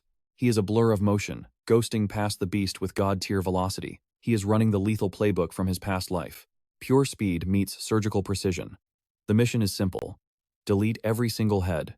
Total annihilation is the only cure. The final head severs. Yukito lands, praying it is enough. That is a wrap. The beast crumbles, lifeless, just a mound of dead meat. The hero exhales. But psyche. Yukito's jaw hits the floor. The corpse mound begins to twitch. Regeneration. Vile black energy swirls as a head snaps back into place with a sickening crack. Eyes glowing toxic green. Impossible. Is this really happening? Tentacles lash out, snatching fresh fodder from the ground. The zombie unhinges its massive maw and shovels the corpses inside like coal into a furnace. It is straight-up nightmare fuel, a full-blown horror show.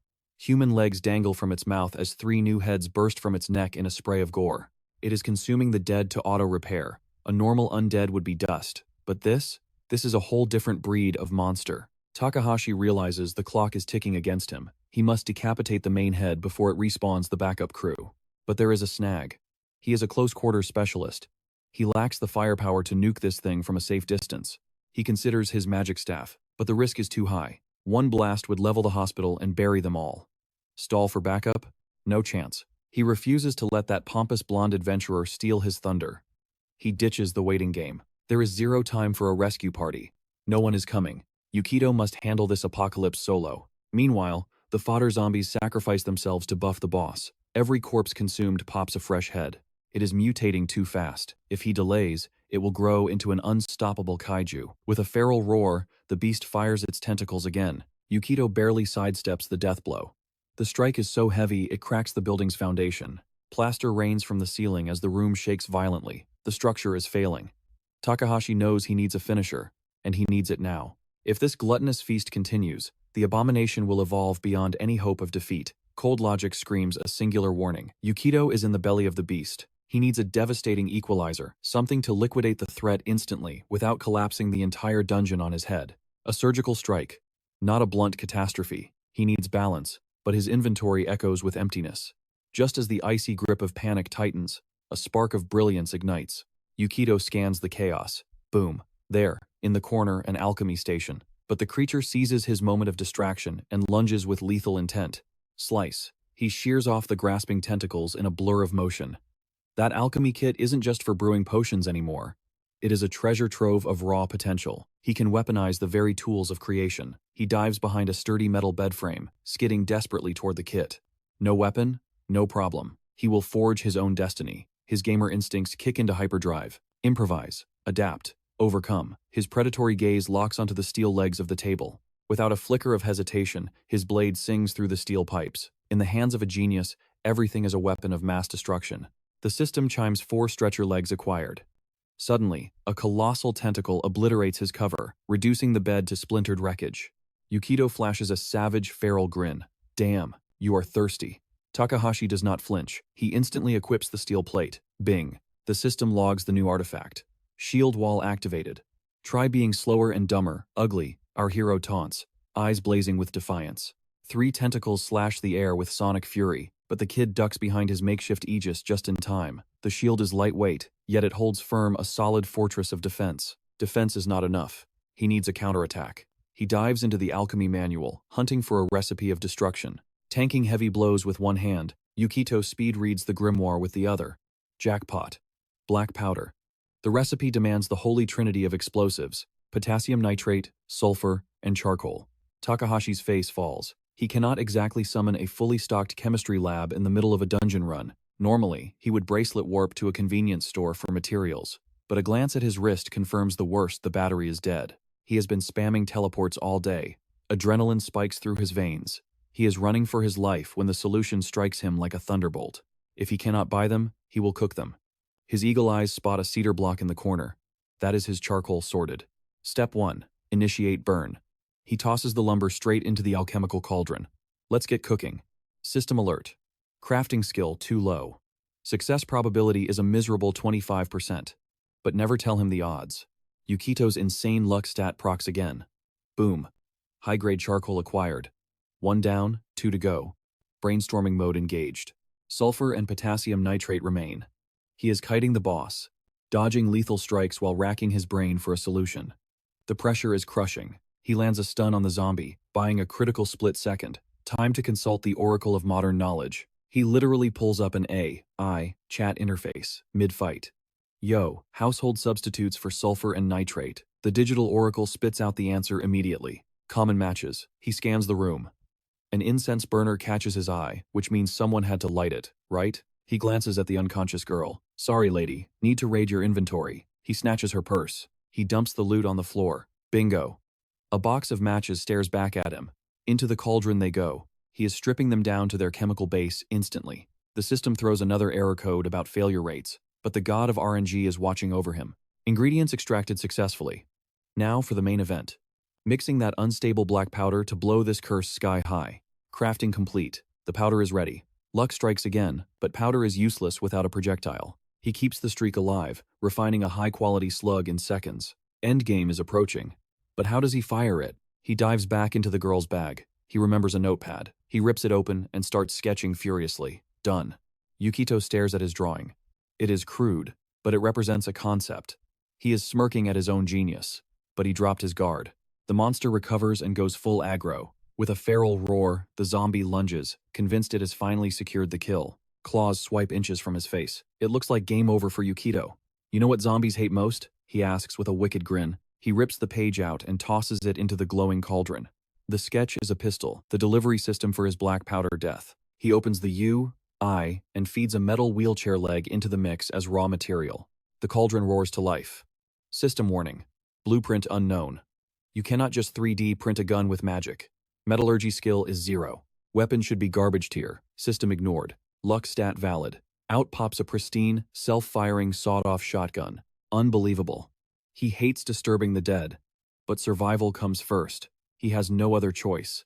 He jams the homemade shells into the breach. Takahashi levels the barrel right at the monster's ugly mug. Time to die again. He lets the beast close the distance. Point-blank range. The system screams, hero class, incompatible with firearms. Explosion risk, 30%. But Yukito does not do safe bets. He bets it all on black. Trigger pulled, no backfire. Just a thunderous boom as the slug tears through the air, straight for the kill. Death was barreling down the pipe. But this abomination just stared at the shiny brass, totally clueless that game over was loading. Pow! One slug shreds the tentacle guarding its face. The follow-up shot is absolute perfection. The creature's head evaporates into a fine crimson mist. Clink. Hot brass hits the cold tile, ringing out like a funeral bell. But the nightmare isn't over. The flesh begins to writhe and knit itself back together. A glossy, malice-filled eye snaps open, glaring with hate.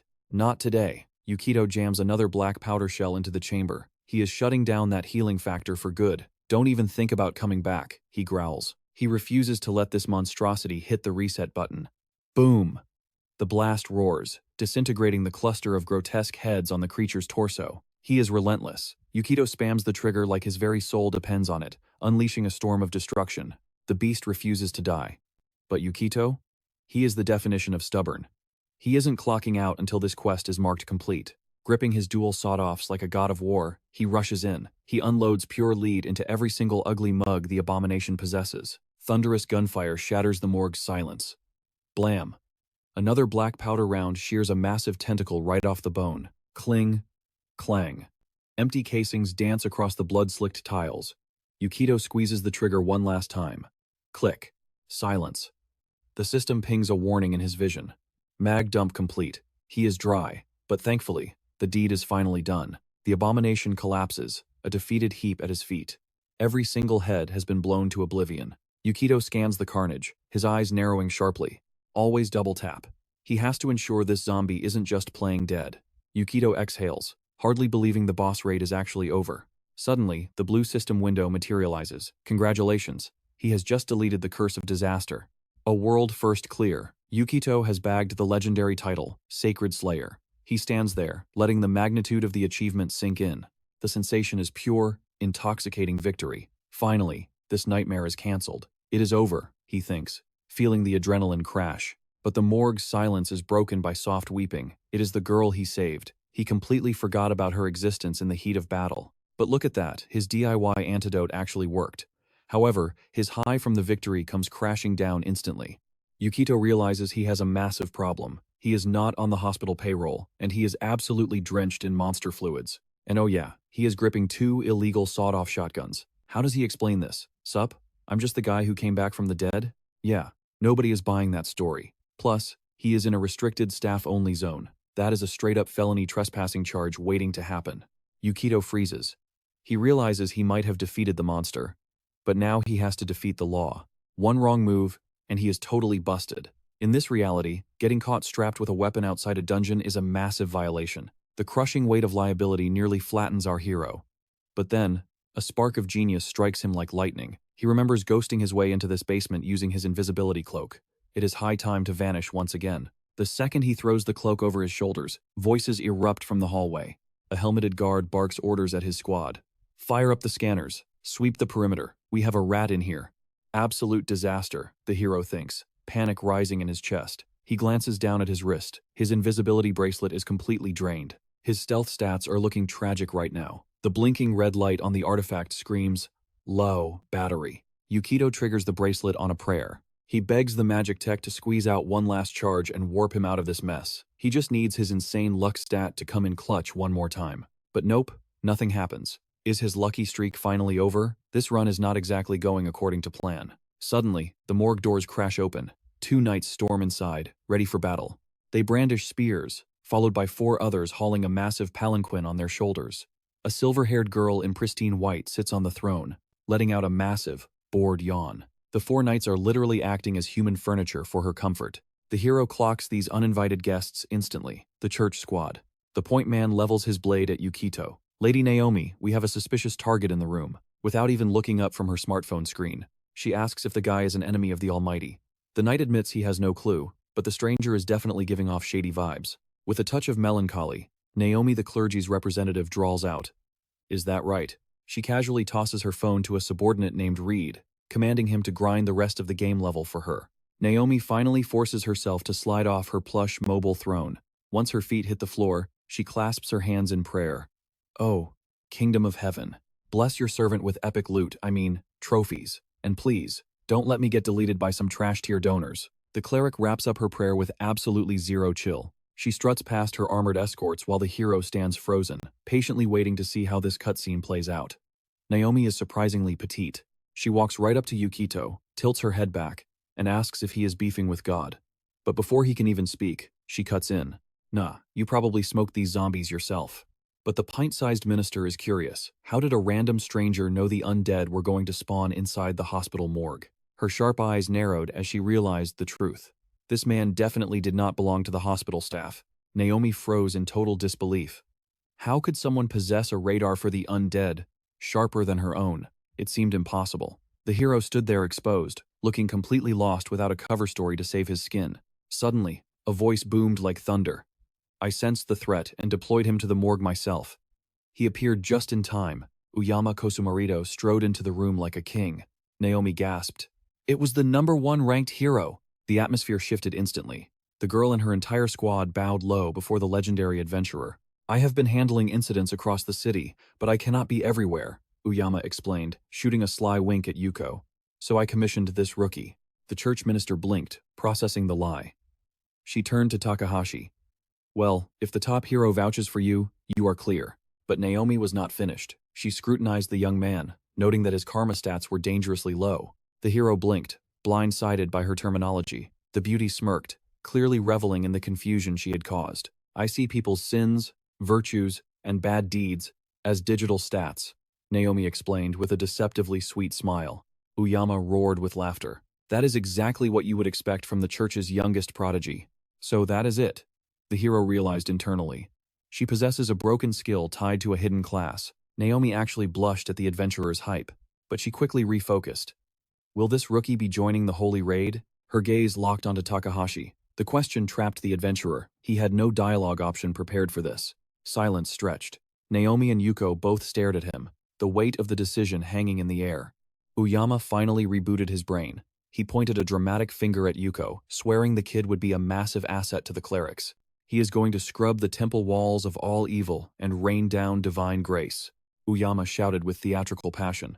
Naomi turned to Takahashi. If the #1 hero insists, you are rolling with me. She shrugged coldly. I really do not care who my minions are, as long as they have utility. Unbelievable arrogance. Is anyone going to ask for my opinion, or am I just furniture here? The hero snapped, his patience shattering. The adventurer scrambled to diffuse the aura. Haha, ignore him. Yuko is just a kid, he lied through his teeth. Then, his voice dropped to a lethal whisper. We need to talk. Now. They retreated to a desolate corner, putting vital distance between them and the church executives. Sorry, Takahashi muttered. The other man cut straight to the point. You know about the temple class change, do you not? The hero nodded but stood his ground. Serving some girl named Naomi? Hard pass. Listen, the class change is a game changer.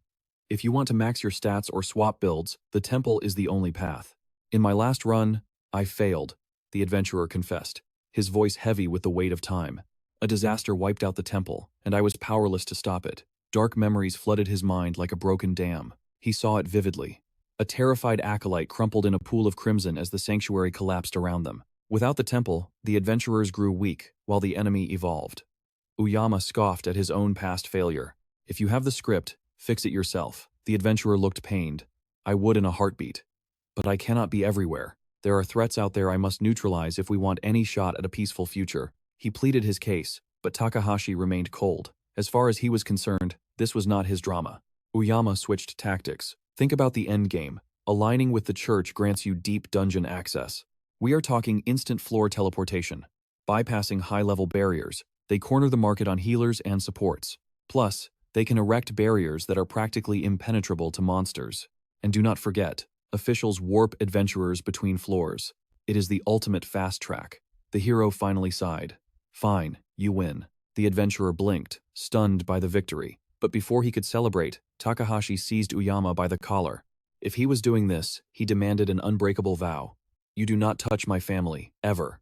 I swear I have zero intention of harming anyone with value to this world, Kosumarito promised, raising his hands in surrender. The hero narrowed his eyes, catching the hidden implication. So, the second I am useless, I become trash to be discarded?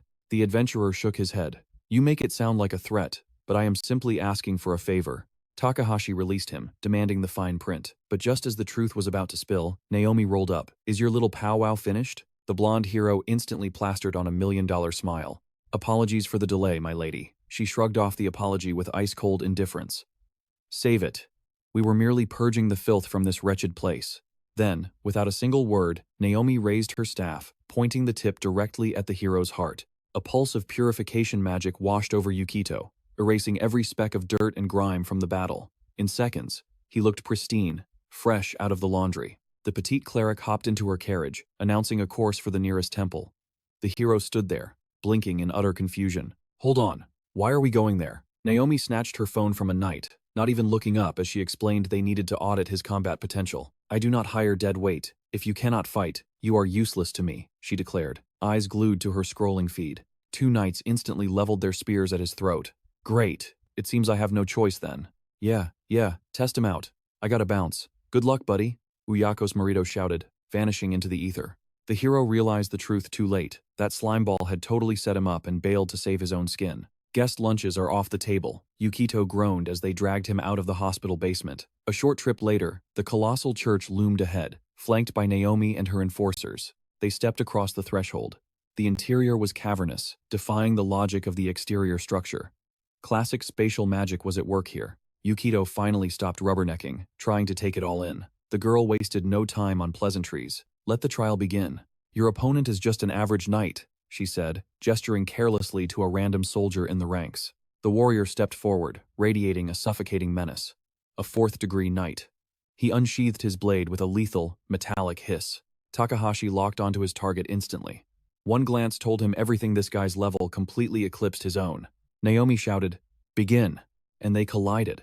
As steel met steel, the girl casually popped open a bag of snacks, watching this life-or-death duel like a movie. Yet, her eyes were razor-sharp, dissecting Yukito's every micro-movement. Clang! Their blades met with bone-jarring force, showering the sanctuary in sparks. The knight pressed the offensive, but the hero held the line. His swordplay is sloppy, Yukito noted internally. He realized these church warriors pumped all their stats into constitution and defense. But even so, that level gap is going to be a problem. He is fighting sloppy, Takahashi analyzed, unimpressed. Naomi liked the show, but she wasn't about to let this stay a fair fight. Time to give the rookie a little taste of divine intervention. She slammed her staff down, hacking the reality of the duel. Strange, arcane words spilled from her lips. Heraclea Axelor. The air vibrated violently. It felt like she was pinging a celestial server for a high-level entity. The priestess struck the floor, and the code of the world shifted. A crimson aura exploded around the hero's opponent, locking him in a terrifying power-up animation. Naomi just juiced his stats to the max. Yukito gritted his teeth seriously. Can a guy catch a break for one day? The Holy Knight blitzed forward, moving with unnatural, glitch-like speed. The kid clocked the change instantly. Blocking the heavy strikes felt like trying to stop a freight train with his bare hands. Takahashi glared at the girl. She was enjoying this way too much. Total cheese strategy. Church tanks already possess insane defense stats. And now she is buffing him? The hero felt a spike of desperation. Yukito knew the math with those strength buffs active. A battle of attrition was a one-way ticket to the graveyard. But quitting? That wasn't in his skill tree. He scanned the enemy's armor like a blueprint, hunting for a texture error or a weak joint. His focus paid off. His eyes locked onto a hairline fracture in the church warrior's metal gauntlet. In a split second, he realized the knight's gear was flashy, but the durability on that hand was critically low. Takahashi saw his win condition. He raised his shield, turtling up, but his mind was already 3 moves ahead. He wouldn't waste this opening. His hand quietly palmed a jagged piece of metal. Slag, useless trash from a smelting floor. But in the hands of a pro, it was a lethal projectile. This piece of junk was about to become the MVP of the match. While the boy played defense, the enchanted knight launched himself into the air, looking for a plunging critical hit. He raised his blade high, charging up a devastating holy hammer strike to squash Yukito flat. But the hero wasn't staying grounded. He triggered his own hidden skill. Kicking off the floor, he met the knight in midair. He activated his beast arts. The counterattack was so fast, the warrior's buffed reflexes couldn't even register it. A tiny scrap of metal just became an armor-piercing bullet. It slammed into the gauntlet's weak point, shattering the armor instantly. Takahashi followed up with a brutal shield bash, connecting hard. The knight's hand crumpled, his fingers failing as the sword slipped from his grasp. Disarmed and defeated, the man plummeted to the earth. But the sword didn't hit the floor. Yukito snatched it out of the air. The warrior had been beaten by his own blade. Flawless victory. Takahashi felt a rush of satisfaction. He proved he could handle a rigged game and still come out on top. He glanced at Naomi, eyes asking if she wanted round 2. The priestess started a slow clap, clearly entertained by the show. That is enough, she smirked, a hint of amusement in her eyes. You are actually a decent swordsman, kid. The hero nodded, exhaustion written all over his face. He tossed the sword back to its owner, his brain still dissecting the fight data like a supercomputer. I am not overpowered yet, Takahashi realized with a grimace. These church dogs are completely crutched by their divine buffs. Take those away? They are nothing. Naomi was already hunched over, grinding levels in her mobile game. You are dismissed. Catch you later. Takahashi stared at her. But she had already ghosted him for the digital world. He did not need a written invitation. Spinning on his heel, the young man walked out. Yukito sprinted toward home. A family dinner was waiting. Tonight was massive. They were celebrating his mother's miraculous recovery. An hour later, the feast was served. The vibe in the room was pure, wholesome energy. Noi and Yuki had bowls overflowing with golden, perfect porridge. But the third bowl, it looked like pure charcoal. Bon appétit, the young man beamed proudly. He acted like he did not notice his dinner was burnt to a crisp. Nomi looked horrified, clutching her head as her brother reached for the blackened mess. Yuki nudged her daughter gently. Just eat. He worked so hard on this. The hero smiled, watching them enjoy the meal. Mom is finally healthy. This is real. I fixed the mistakes of my past life, he thought, a warmth spreading through his chest. We are financially set. Nomi, go live your best life, he said, proud of the stability he had built. But deep down, the anxiety lingered like a shadow. The hero is a ticking time bomb. If he breaks his promise, I have to be the one to stop him. I need to be stronger than him to protect my sister. He shoveled the burnt rice into his mouth without hesitation. Nomi tried to swap bowls, but he insisted the charcoal flavor was gourmet. As long as that Kazamori guy is breathing down my neck, I cannot relax. I need to handle this church business. As soon as possible, Yukito decided, forcing down the bitter food. Back at headquarters, Naomi sat alone in the dark, thumbs flying across her screen. She posted to a public forum, "The kingdom of God is open. Repent, sinners." Instantly, the comment section turned into a dumpster fire. One user spammed scam links immediately. Another started arguing about the flat earth theory. Just another day on the internet. Pathetic. The comment section was absolute chaos. One user claimed, "Human rights activists have no souls. Ergo, God is dead." Typical edgelord logic. Naomi stared at the screen, her face twisting in confusion. She was reading these threads, but the Gen Z slang was like a foreign language to her.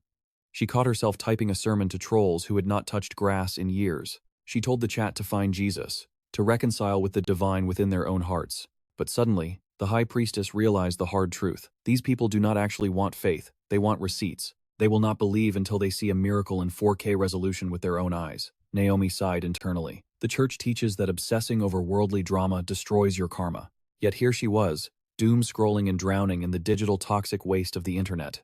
Talk about hypocrisy. Hours melted away while she was glued to the screen. Before she knew it, shadows were stretching across the city skyline. Finally, Naomi snapped. Her patience hit zero, and she yeeted the phone across the table with full force. Bang!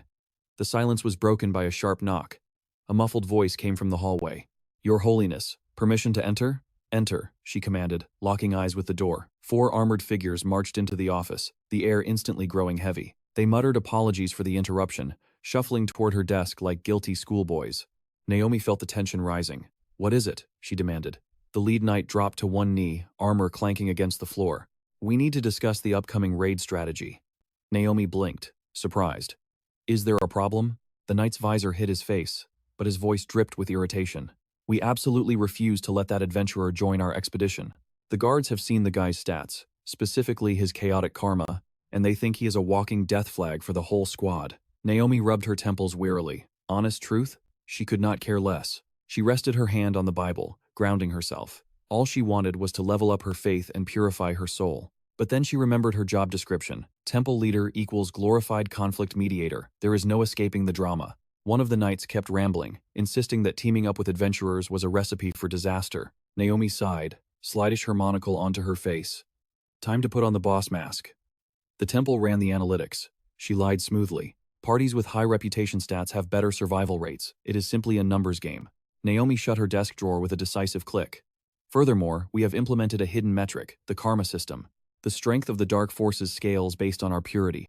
That struck a chord. One soldier fist-pumped, shouting, "Exactly! That is why only we, the righteous servants of God with maxed-out karma, should fight." Naomi cut in, reminding them that the hero himself warned against relying solely on stat sheets. Slam! The armored knight brought his fist down hard on the mahogany table. Naomi recoiled, staring at him with genuine alarm. This man wasn't just angry, he was completely unhinged. To him, adventurers were nothing but trash mobs beneath his boot. He saw himself as the sole protagonist of justice. Who is more worthy to save this world? The knight barked, saliva flying. Us, the chosen, or them? He slammed a stack of documents under Naomi's nose. Those adventurers are criminals, nothing more. But Naomi wasn't a damsel. She was a grandmaster playing 4-dimensional chess. She nodded slowly, feigning submission to lower the temperature in the room. Then came the strike. "However," she said softly, "I have already signed a blood pact with that adventurer. My word is my bond." Her voice was a frozen lake, unmoving. Yet, the knight refused to yield, his eyes darting around for a loophole. You vowed to hire him, yes. But you never swore we had to sully our blades fighting alongside him, did you? Naomi instantly grasped his twisted logic. She masked her disgust with a compliant smile. Very well. I swear the adventurers will not participate in the main holy crusade. I alone will do whatever is necessary to purge the temple of its festering evil and corruption. Her face remained a porcelain mask of serenity. Satisfied, the knights dropped to their knees, praising her divine wisdom. The heavy door clicked shut, leaving Naomi in silence. Meanwhile, in the hallway, the knights exchanged high fives, celebrating their victory over their mistress. The captain smirked, his ego swelling. She is just a child, he scoffed. Zero political instinct. So easy to break. He was drunk on his own arrogance, convinced he had played the saintess like a cheap fiddle. He turned to his squad, preaching about being the shield of the innocent. But behind that holy facade, a darker scheme was brewing. We cannot let some low-born adventurer steal our glory, he lied. Naomi is the future. Empty words he didn't believe for a second. All he craved was the gold, more funding and subsidies from the temple treasury. 4 steel gauntlets punched the air in unison. For the glory of God, they chanted. Outside, the contrast was jarring. Breathtaking cherry blossoms danced between futuristic glass skyscrapers. Pink petals swirled in the wind, beautiful and oblivious to the rotting corruption festering inside the temple walls. Takahashi Yukito stomped down the street, eyes glued to his screen. The guy was totally spiraling. The raid was imminent, and he couldn't even catch his breath. The hero was stressing out he still hadn't linked up with Naomi to talk strategy. He had sent a desperate message, only to receive a freezing reply. My subordinates will brief you on the battlefield. He tried to push back, but she completely ghosted him. The title, Leader of Adventurers, felt like a lead weight around his neck. He was carrying the fate of the entire squad. Lost in a fog of anxiety, Yukito didn't even realize he had walked right up to the adventurers' HQ. Before he knew it, he was standing inside the Tokyo dungeon, level 1, the indelible trace. The first face to greet him was Naomi, the icy representative of the clergy. He kept it professional, but she gave him the bare minimum, a microscopic nod. Yukito scanned her face, desperate to read the room. Then came the real red flag.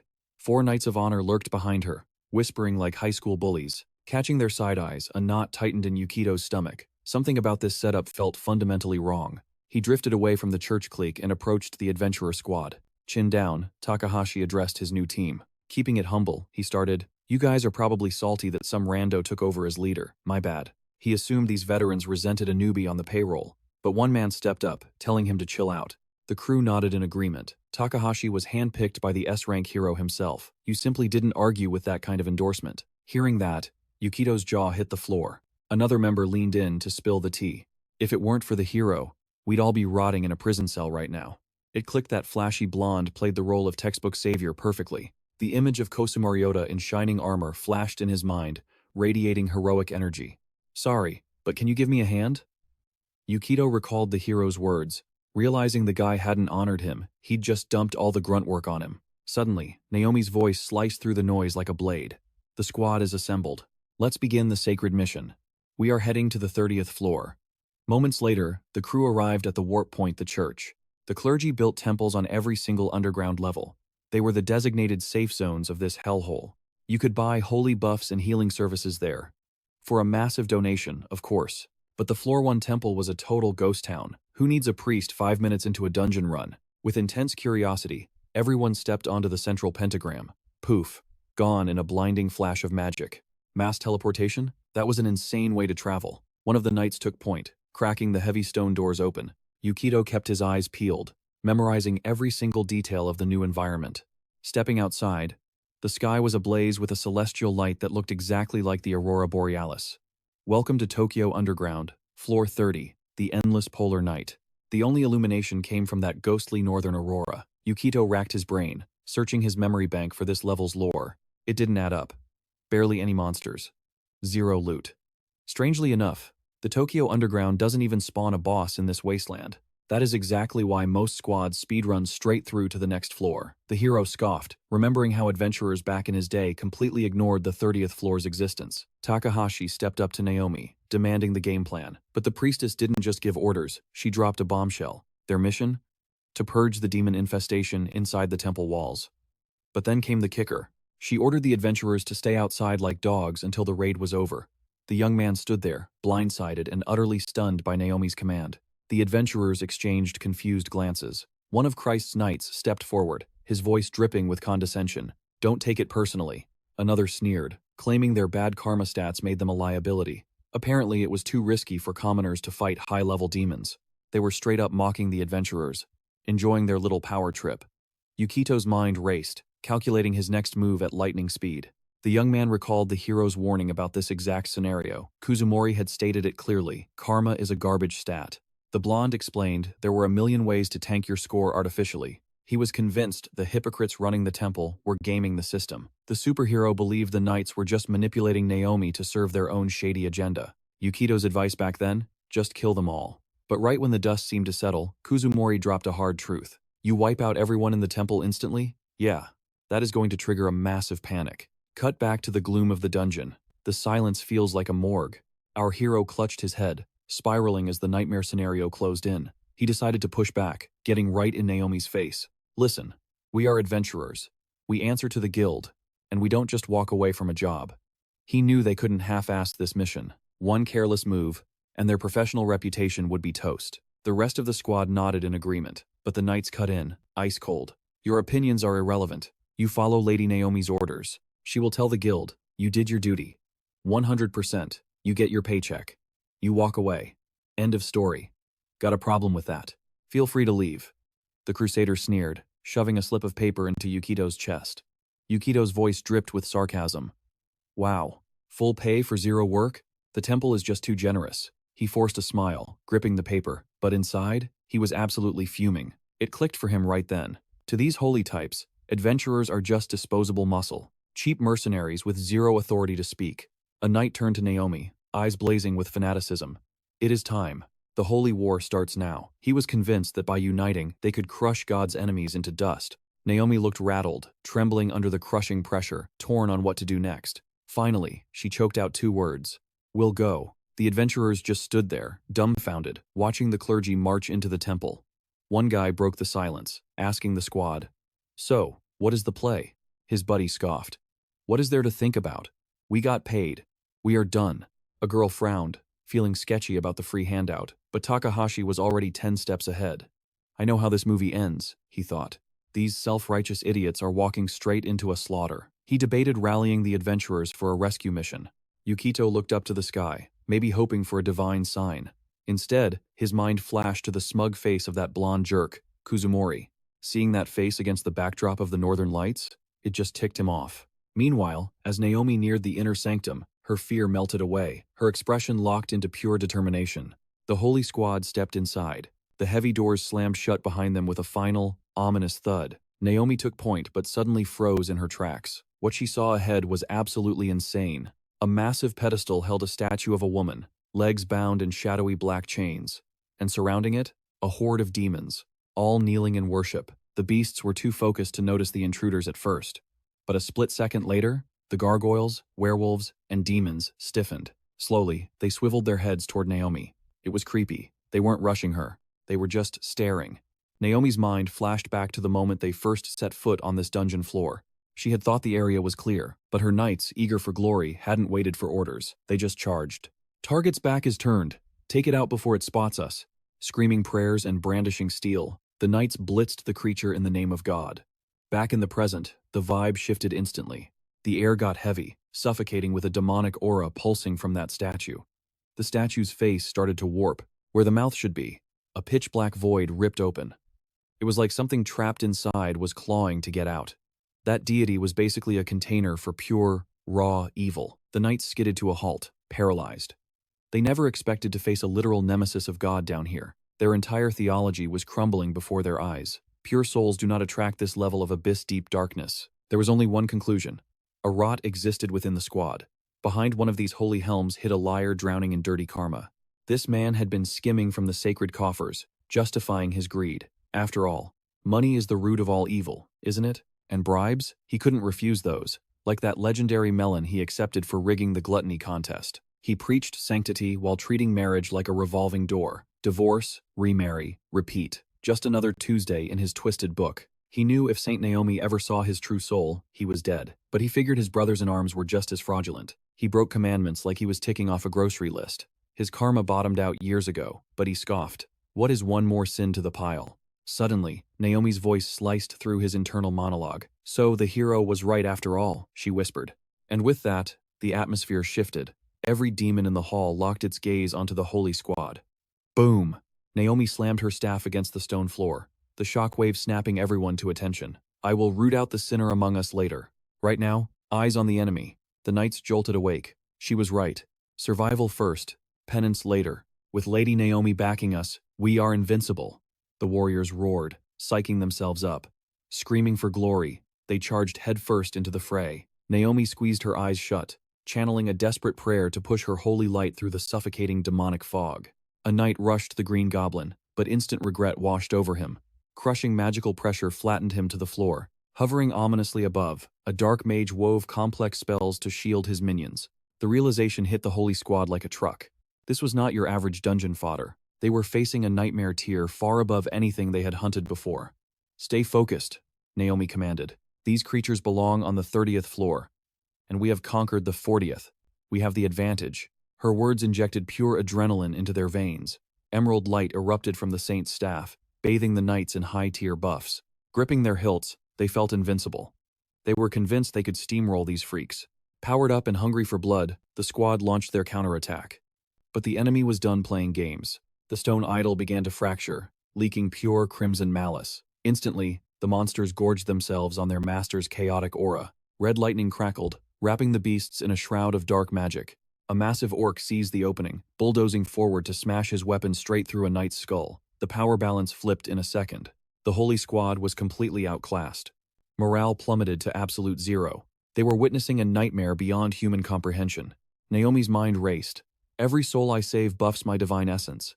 She calculated frantically, staring death in the face. Wait, does the leveling system apply to monsters too? Suddenly, two beasts double-teamed a warrior, pinning him against the cold wall. A wolf lunged first, shredding the knight's arm with razor-sharp fangs. Naomi watched, eyes wide with terror, as another subordinate was snatched up by a hulking orc. "They are baiting me." The realization struck her cold. "They are trying to bleed my mana dry." The knights were mentally checking out, accepting this was a boss fight they could not win. The staff's holy glow flickered and died, choked out by the shadows. Meanwhile, the enemy grew stronger, tapping into an infinite well of demonic energy. The idol's eyes blazed, spewing dark mana like black bile. It hit Naomi like a physical blow. The monster was feeding on their fear. She squeezed her eyes shut, using a mantra to lock down her spiraling emotions. Snapping her eyes open, she glared at the beast with grim clarity. "Victory demands a sacrifice. I am turning this battlefield into a holy altar," she screamed. "Casting atonement. Clear a path to the statue, now. I will drain every drop of my life force if I have to." Naomi was all in. There was no turning back. She crouched, waiting for the gap, as the knights scrambled to execute her suicidal command. "Show these heathens the power of faith." The men roared, swinging wildly. The monsters just waited, glowing with that sinister red aura. The first line of defense? The werewolves. A visor marked with the Holy Cross was instantly painted red. But it wasn't monster blood. A giant had crushed a brother flat. The squad froze, paralyzed. They watched in horror as a werewolf, eyes burning with hellfire, dripped holy blood from its jaws. That was the breaking point. The clergy mentally shattered, while Naomi felt her strength evaporating like mist. Her guards broke formation and ran. The saint tried to scream orders, but nobody was listening. They were already clawing at the temple doors, desperate to escape. Naomi pleaded for them to hold the line, but a knight snapped back. "God cannot save us now." Then, the cold reality hit. They were trapped. The doors were sealed tight. Naomi stared in horror, her eyes wide as her own guards crumbled. How could their faith shatter so easily? Her knuckles turned white, trembling violently around her sacred staff. It defied all logic. Battle-hardened men were collapsing in terror, while she, a mere child, stood ready to lay down her life for the cause. Abandoned, surrounded. Naomi forced herself to face the cold, hard truth. She was willing to die, but not like this. Not for nothing.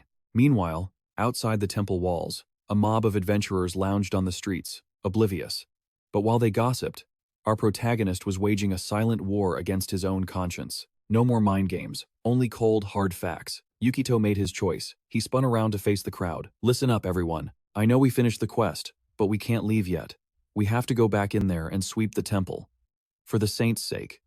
Yukito was out of options. He dropped the bombshell. There was zero time to run back to the guild. No paperwork, no official cleanup crew to save them. He looked them dead in the eye, pleading for a personal favor. The silence stretched, deafening and heavy, until one adventurer finally broke it. If the hero picked you himself, you're the real deal, no doubt. But another voice cut through the praise. Not buying the act. Why stick our necks out for those self-righteous, holier-than-thou hypocrites? Yukito shrugged it off coolly. I don't care about them either. But look, do you think Uyama would send me into this mess for nothing? It was a total bluff, but Takahashi played the manipulation game like a grandmaster. Dropping Kosu Morihito's name struck a nerve. Then, he played his ace card, the innocent child caught in the crossfire. That sealed it. The mental image of a terrified, confused Naomi flashed through every adventurer's mind, tugging at their heartstrings. Yukito went all in. He painted the knights as total scumbags and swore to the guild members that the holy child was in grave danger. He landed the emotional hook perfectly. If the big boss himself sent you, then we're riding with you. One warrior grinned, stepping forward. Then, the redhead chimed in, eyes flashing with determination. I couldn't care less about those paladins, but I'm not letting a little girl get hurt. Yukito blinked, stunned. He didn't expect them to be ready to fight so quickly. Thanks guys, seriously, zero hesitation now. The squad of desperate misfits charged straight for the sealed temple gates. They had no clue what kind of nightmare fuel was waiting for them inside. Takahashi glanced back, thinking, crazy. Nobody bailed. The hero's clout actually saved my skin. He laid a hand on the cold, ancient wood of the door. Instantly, a wave of pure malice and despair washed over him. You guys ready? He asked, his grip tightening on his weapon. The door was still shut, but cold sweat was already dripping down his face. Thick demonic energy leaked through the cracks like toxic gas. This is bad. Really bad. One adventurer shivered. The door is shut, but that killing intent. It's suffocating out here. Screw this. Another muttered. No amount of gold is worth dying for. Two of them turned and bolted instantly. One girl watched them run, caught between loyalty and terror. She hesitated for a split second, trembling. Sorry, she yelped, sprinting after her friends, putting as much distance as possible between herself and that cursed temple. Just like that, 50% of his squad vanished before the fight even started. Yukito scanned the survivors. Takahashi hesitated. Would these last four stick around, or was he about to go solo? He touched the door again. He couldn't blame them if they ran. Then, the memory of his sister, Nosami, hit him. If it wasn't for the fear for my sister, I'd be running too, he admitted to himself. Suddenly, a heavy hand landed on his shoulder. Lead the way, boss. One of the remaining men flashed a genuine, gritty smile. The redhead cracked her knuckles. Let's catch a dub. That hype was all he needed. Boom. The temple doors swung open. The Knights of Christ stumbled back, shocked. Yukito planted his boot firmly in their path to salvation. Looks like you boys are struggling. Naomi, having accepted her doom, snapped her head up at the familiar voice. Takahashi smirked, radiating absolute main character energy. The wicked have arrived to save the day. The Saintess's jaw dropped. She never guessed her saviors would be a bunch of scrappy adventurers. The knight under Yukito's boot snarled, filthy sinners. You can't pass. The holy warriors were convinced that these chaotic newcomers would just feed the enemy's power. Yukito pointed straight at the statue. That thing. That's the bad guy. One paladin tried to fight back, glaring daggers at the adventurer squad. He focused his gaze on one of the men. You, he spat. A thief. He turned to the redhead. And you. A former courtesan. Takahashi braced himself. This priest was digging up the skeletons in everyone's closets, seeing right into their souls. Yukito snapped. Shut your dirty mouth, you hypocrite. If God only loves the perfect, why did Christ pick a tax collector? Why did Shinran preach that sinners are the ones getting saved? He wasn't just talking to the knights. His words hit Naomi like a physical blow. The knights froze, their minds blown by his logic. Takahashi stood tall, fully owning his leader role now. His speech lit a fire under his team. We are living proof. Yukito declared that you can restart your life whenever you want. Watch us. Watch how sinners fight while stumbling and getting back up. Again and again. Naomi stayed silent, unable to argue. She couldn't take her eyes off this chaotic, beautiful mess of a team. Death looms over her, but Yukito blitzes the gap. With a single surgical slash of his blade, he severs the threat. The werewolf collapses into a heap of gore. Save the celebration, the young swordsman barks. Our only quest objective right now is survival. The raid leader drives his staff into the ground. Boom. A massive explosion rocks the temple to its very foundation. The mobs reel back, completely blindsided. Seizing the opening, Naomi raises a vial of glowing blue mana and downs the entire potion in one breath. Focus, the church warden screams over the chaos. These aren't normal trash mobs. Their stats are higher than anything on floor 40.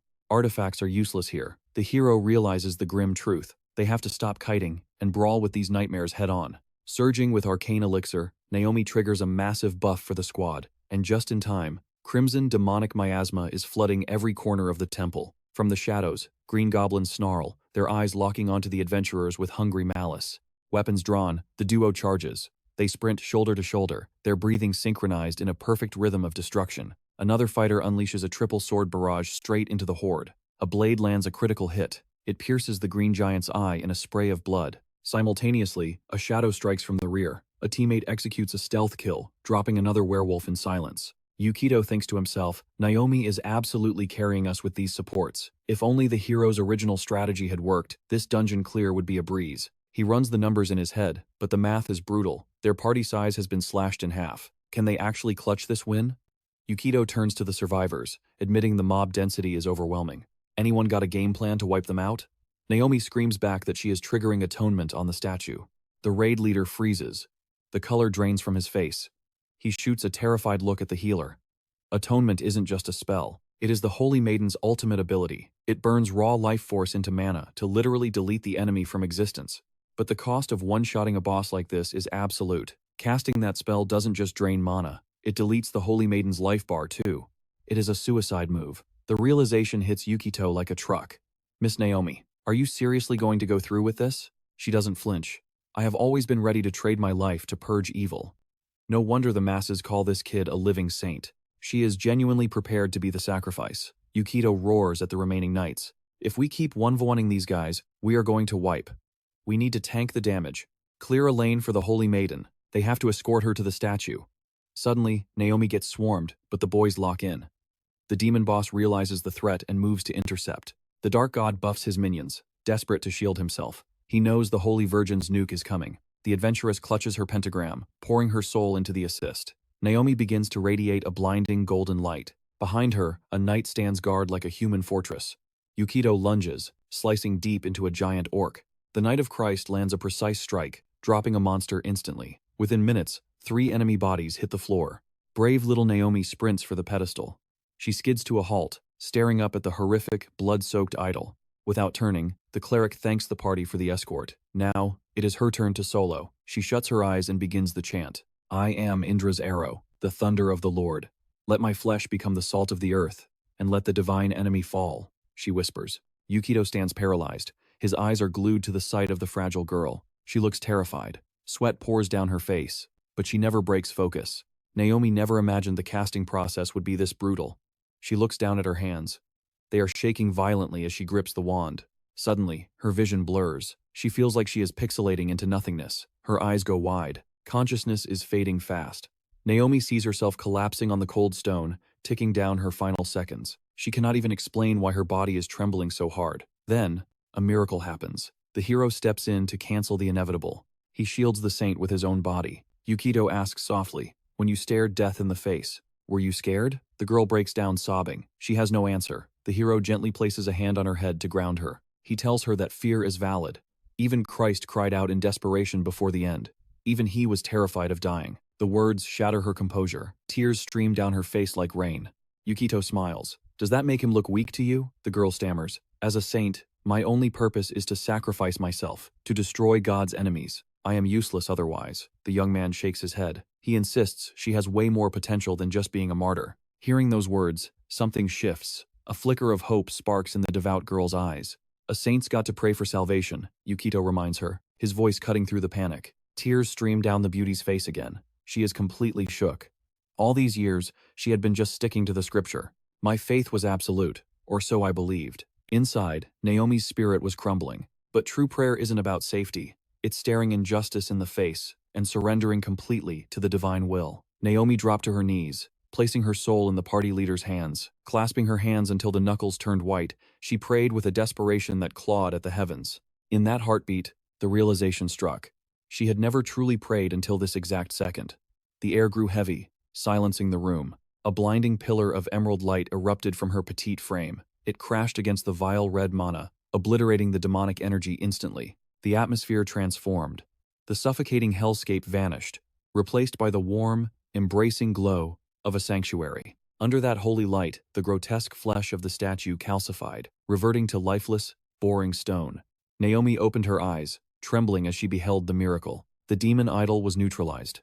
Yukito smirked, giving credit where it was due. See, you crushed it. Ask, and you shall receive. He recited the hidden requirements like a scripture. 2 keys were needed to unlock the class change system. Key 1, the Priestess's prayer. Condition met. Key 2, securing the deity's altar. Outside, the sounds of battle raged as the guild desperately held back the monster horde. Changing classes in the middle of a dungeon brawl? Usually, that's a one-way ticket to the afterlife. Yukito analyzed the battlefield. The altar was deep in enemy territory, but the gears of a lunatic plan were already turning in his mind. But rules don't apply to the protagonist. This gamble had to pay off. He triggered the class change sequence. System scanning zone. The interface queried the territory. Humans or monsters? Ding. Analysis complete. Result. Altar is under human control. It was showtime. A holographic menu materialized in the air before him. He could evolve right here, amidst the slaughter. Option A, Berserker. Requirement, slay a boss-level entity. Rewards included Giant Slayer and double kill skills. Option B, Paladin. The ultimate tank meant to walk through toxic hell. Requirement, karma score of 200 plus. You needed to be a saintly undead slaying machine for that. But then, the system threw a curveball. Option C, the Jester. A complete anomaly. The system redacted the unlock requirements, shrouding the class in total mystery. Naomi gaped at the holographic screens floating in the corrupted temple. This is all thanks to your prayer, Yukito said, acknowledging her power. She pointed frantically at the Paladin option. It's a no-brainer, she cried out. Pick Paladin. Be my personal guardian. She rattled off the stats. Overpowered healing, maxed out defense, the ultimate shield. It's a super rare class. Only the elite have it. The Saintess practically begged him to follow the meta. Nah, he replied flatly. I don't do the whole servant of God thing. He rejected the holy path instantly. Then, he made a choice that stopped Naomi's heart. Yukito thrived on chaos. He refused to follow the script. Class change confirmed. Golden energy exploded outward as he closed his eyes. The system began downloading the new combat data directly into his cortex. He chose the Jester. A wicked, purple insignia burned itself onto his status plate. Naomi screamed, losing her mind. Why? She shrieked. That is the absolute trash tier class. Even in the past timelines, nobody touched that profession. The Jester was number 1 on the do not pick list. Every single skill relied on RNG, pure, unadulterated luck. Everyone who tried it failed miserably, but Yukito had run the numbers. A high-stakes gambling build was the only way to survive what was coming. Finally, the Jester's hidden ultimate revealed itself. Skill unlocked, brilliant flash. He turned to Naomi, eyes gleaming. I need a buff, now. The Priestess scrambled, gripping her staff. She channeled her remaining divine power, reactivating the prayer. Yukito calculated the multipliers. First, buffs to attack power and crit damage. Second, his Holy Assassin title granted a 30% damage bonus against undead types. Third, Crushing Blow stacked massive critical multipliers. He was betting his life on this single strike. Brilliant flash, activated. The demonic spirit lingering in the statue glared down, sensing the threat. Yukito didn't hesitate. He rolled the dice. System alert. Next attack has a 5 to 10% chance to deal 10 times damage. Duration, 1 hour. Yukito's blade erupted in roaring flames.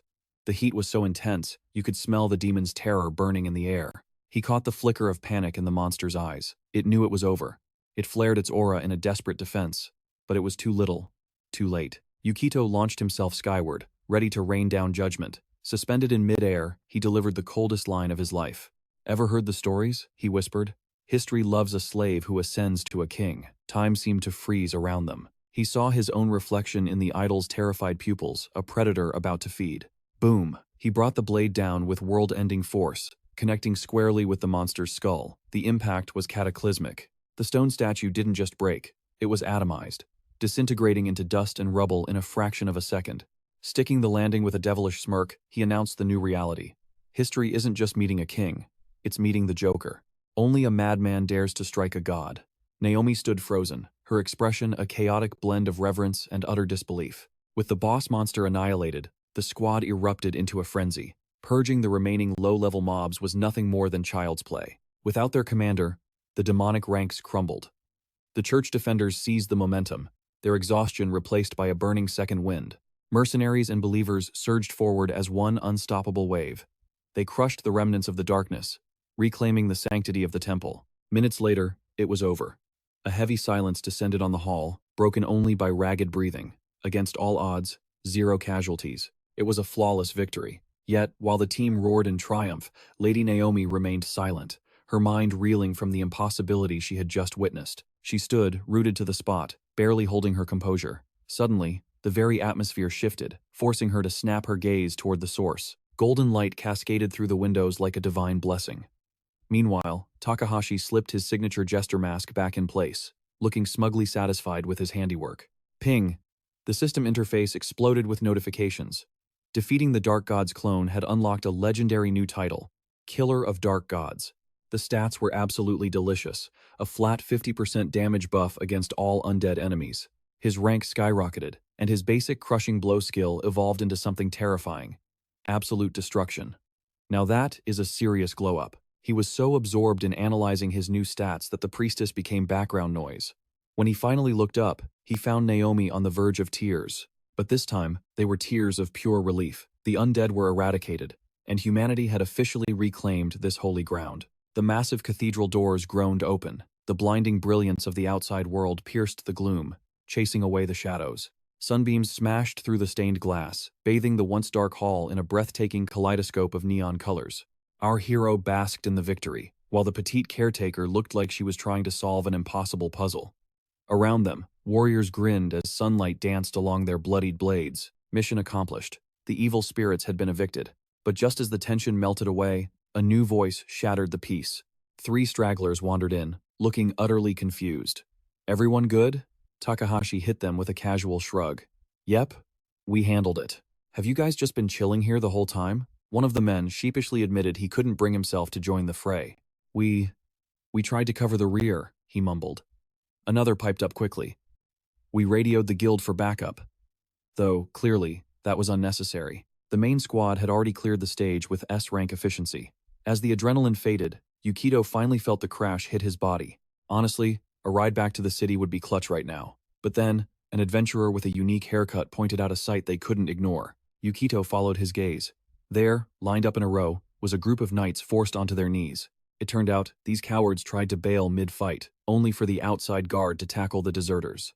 Takahashi glanced at Naomi. "Your house, your rules. Church law says you deal with your own traitors, right?" Naomi bowed deeply to the guards, thanking them for catching the rats. The deserters were shaking like leaves, sweating buckets in their armor. When the priestess spoke, her voice was absolute zero. Justice would be served. Loyal knights encircled the traitors, the tips of their spears pressed dangerously against the steel plates. There was no escape this time. Takahashi stretched his arms high. "Welp, the heavy lifting is done. You got this from here." He needed to report back to the guild immediately. Naomi nodded solemnly. She was more than capable of handling the cleanup. Throwing up a lazy wave without looking back, the hero walked off into the sunset with his crew. "Wait!" Naomi's voice stopped him dead in his tracks. Yukito paused. "What's up?" She hesitated, then asked the question burning in her mind. "You claim you are an atheist, yet you know the scripture better than any of us. Why did the Messiah choose a corrupt tax collector as an apostle?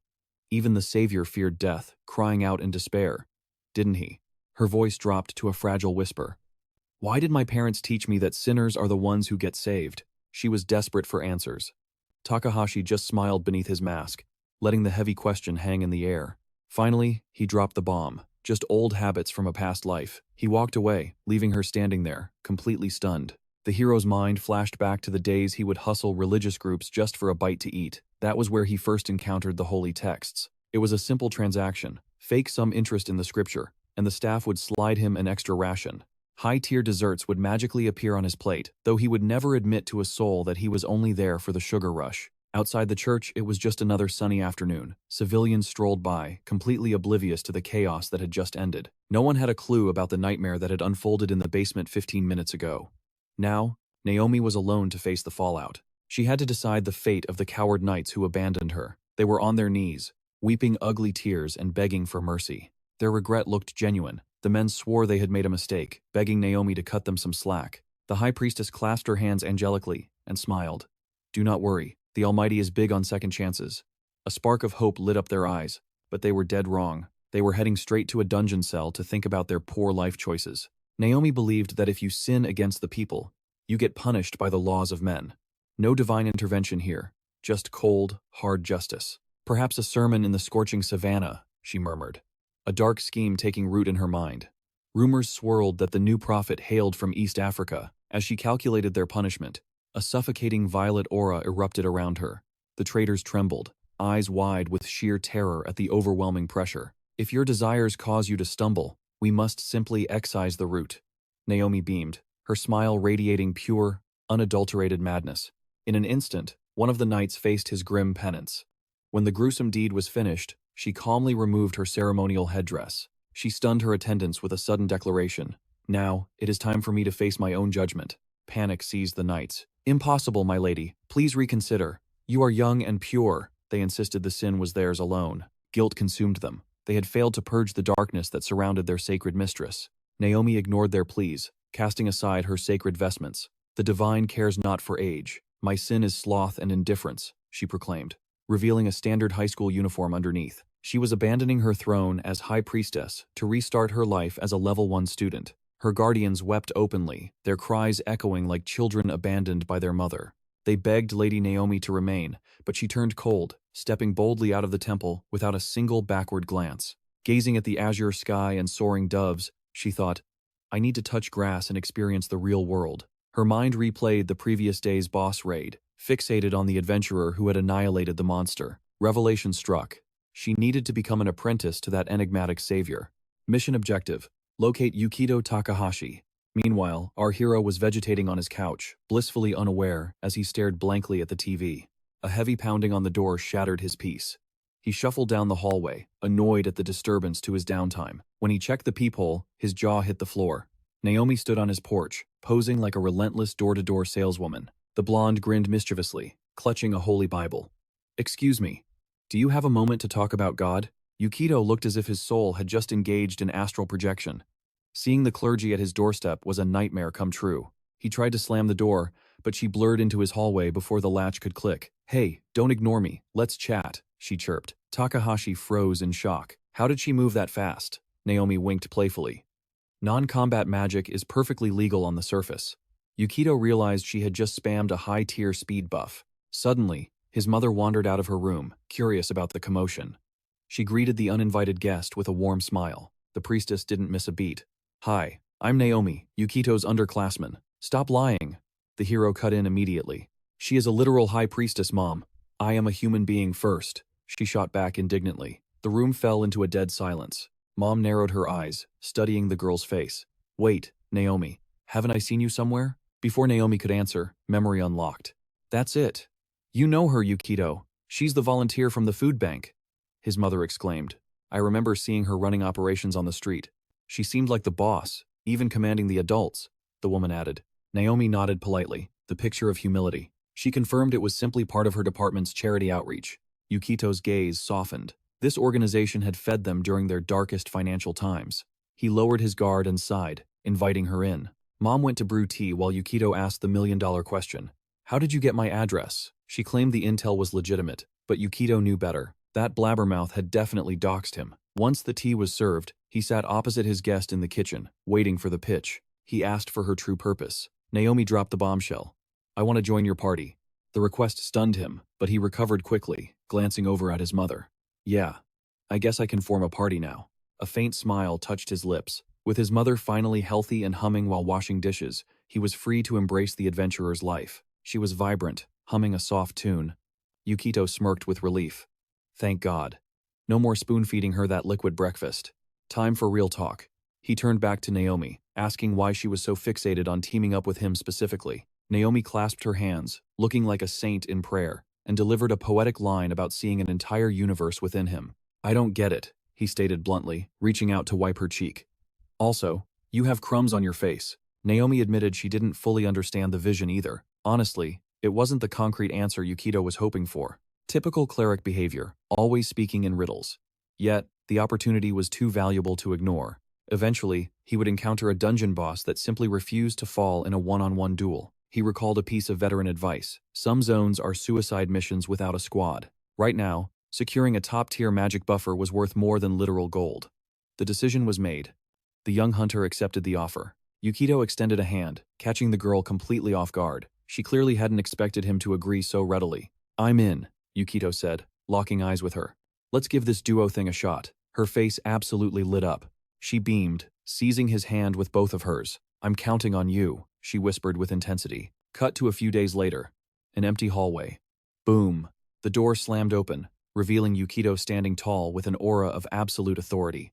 Before he could embark on this new path with Naomi, he had a mental list that needed clearing. First priority was securing an impenetrable fortress for his bloodline. His rising infamy had painted a massive target on his back. His mother and sister were his only vulnerabilities, and he refused to gamble with their lives. Too many predators were lurking in the shadows, waiting to strike at his kin. Furthermore, Naomi had severed ties with the church, leaving her completely displaced. He had no intel on where she was laying her head. The image of her wandering the streets haunted him, conjuring dark possibilities he dared not voice. It was time to face the cold, hard truth. If he fell in battle, he needed a contingency. He finalized every legal document to ensure his accumulated wealth would transfer instantly to his mother and sister. He would never leave his family defenseless. Even if he met his end, their future would be secured in gold.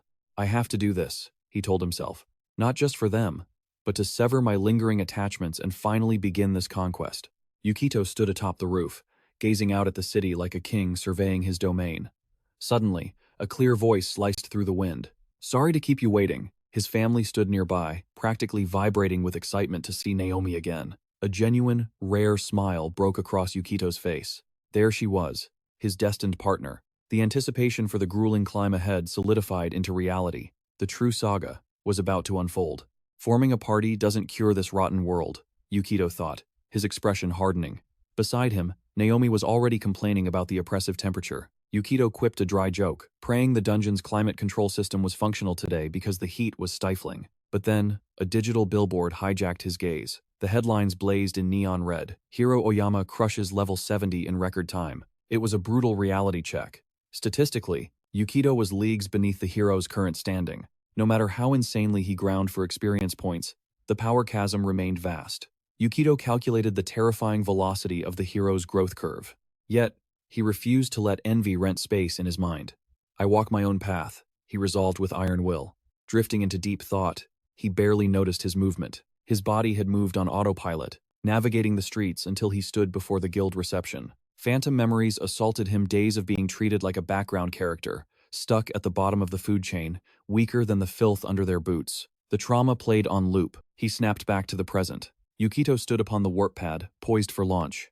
A feral grin tugged at the corner of his lips. He was starving for experience points. He intended to wring every drop of power from this run as he materialized onto a vibrant, lush field.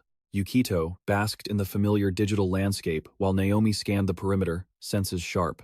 Ahead, white slimes bounced rhythmically through the tall grass. The cleric prepared a velocity buff, but Yukito raised a hand to stop her. No, he commanded softly. Let me solo them. Naomi nodded, stepping back as 3 slimes locked onto him and lunged.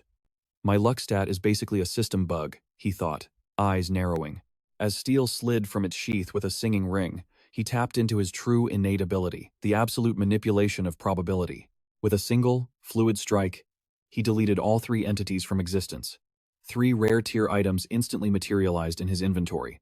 Inventory management is key, he mused, checking his blade's edge. Suddenly, a familiar voice pierced the air, still grinding as hard as ever. I see. Huh? Wait, that face. Yukito instantly recognized the survivor from the disastrous Deathhopper raid. The warrior grinned, radiating a relaxed aura miles apart from their first life-or-death encounter. I am still rocking the gear you gifted me, the man said, voice thick with respect. Naomi looked at Yukito as if he were a descended saint, but he brushed off the praise. He had simply done what survival required. He asked about the man's progress. Slow motion, the adventurer admitted. Actually, I changed classes. I respect it as a blacksmith. I hit my level cap as a fighter and walled out. He had reached the absolute limit of his potential. Yukito nodded solemnly. I understand. Adventuring is not just about damage per second and swinging swords. The former warrior pulled up a holographic interface, dropping a pin for his new shop. Slide by whenever your durability drops. Yukito promised he would pay a visit the moment this dungeon run concluded. I will be waiting, the man insisted. VIP treatment guaranteed. He looked at Yukito with eyes full of worship, seeing him as a personal savior.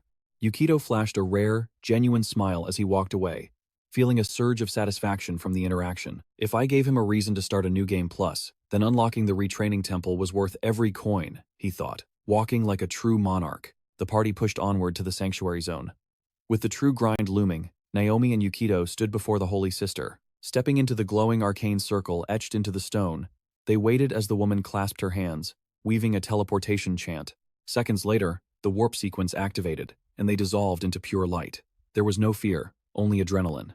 They rushed toward the unknown with fearless grins. Spawning on the next floor, the duo kicked open the heavy gates and sprinted into the fray. The terrain shifted to a completely different biome. Immediately, Yukito's path intersected with a heavily armored tank-class warrior. Yukito apologized for the delay, asking how long the group had been loitering in the lobby. The four-man squad, which included a female adventurer, seemed electrified just to be in his presence. "We just arrived ourselves," one replied eagerly. Yukito bowed with humble grace. "I hope to learn some high-level strategies from you." Suddenly, one of them gasped. "Whoa, you are the god's enemy Slayer. You don't need to bow to us." Yukito tries to play it cool, claiming it was just RNG, but the knight counters immediately. Luck doesn't kill bosses like that. Takahashi isn't used to this level of clout.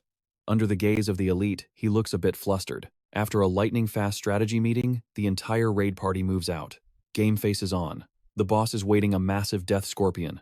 It is an S-tier threat dripping with lethal poison. Yukito shouts a sharp warning to watch out for the venom. "Even if luck is random, I am the one pulling the trigger." The thought flashes through his mind like lightning. One adventurer charges the beast first, instantly receiving a luck buff from Yukito's aura. The second fighter follows up, gaining the same divine boost. Takahashi isn't about to let himself get carried, though. He dashes into the fray. Drawing his blade mid-sprint, he adjusts his grip for maximum destructive impact. Launching himself off the ground, Yukito goes for a high-velocity aerial strike. The scorpion's carapace looks impenetrable, practically immune to sword damage. But the squad moves at godspeed, syncing their attacks with perfect synchronization, slicing through claws and tail alike. Our boy desperately wants to convince himself this raw power is the result of his own grind, and not just some borrowed cheat code. Cut to a bit later. The squad is recharging their batteries at a lush oasis, a rare gem in the middle of the scorching wasteland. Naomi whips out a thermos, actually sharing a health potion with a random adventurer. Look at her fighting those antisocial urges, one drink at a time. Yukito's mind is made up time to level up his social game beyond just family. But while they are deep in the chat, the crew gets caught lacking. They completely miss the nightmare barreling toward them at Mach speed. A colossal brown dragon crashes the party, looking for a human-sized snack. Our power couple doesn't hesitate. They spring into action, ready to smoke this beast. Naomi's staff materializes, the crystal pulsing with instant energy. Simultaneously, Yukito launches himself skyward. Surging with god-tier power, thanks to his girl's buffs, he winds up for a single, devastating slash. Clean, he cleaves the dragon's skull in two. Game over. The monster is deleted before it even knows what hit it. The bystanders are absolutely shook by the rookie's display as Takahashi touches down. Flawless victory. 0 damage taken. With these insane luck stats, I am actually going to make it.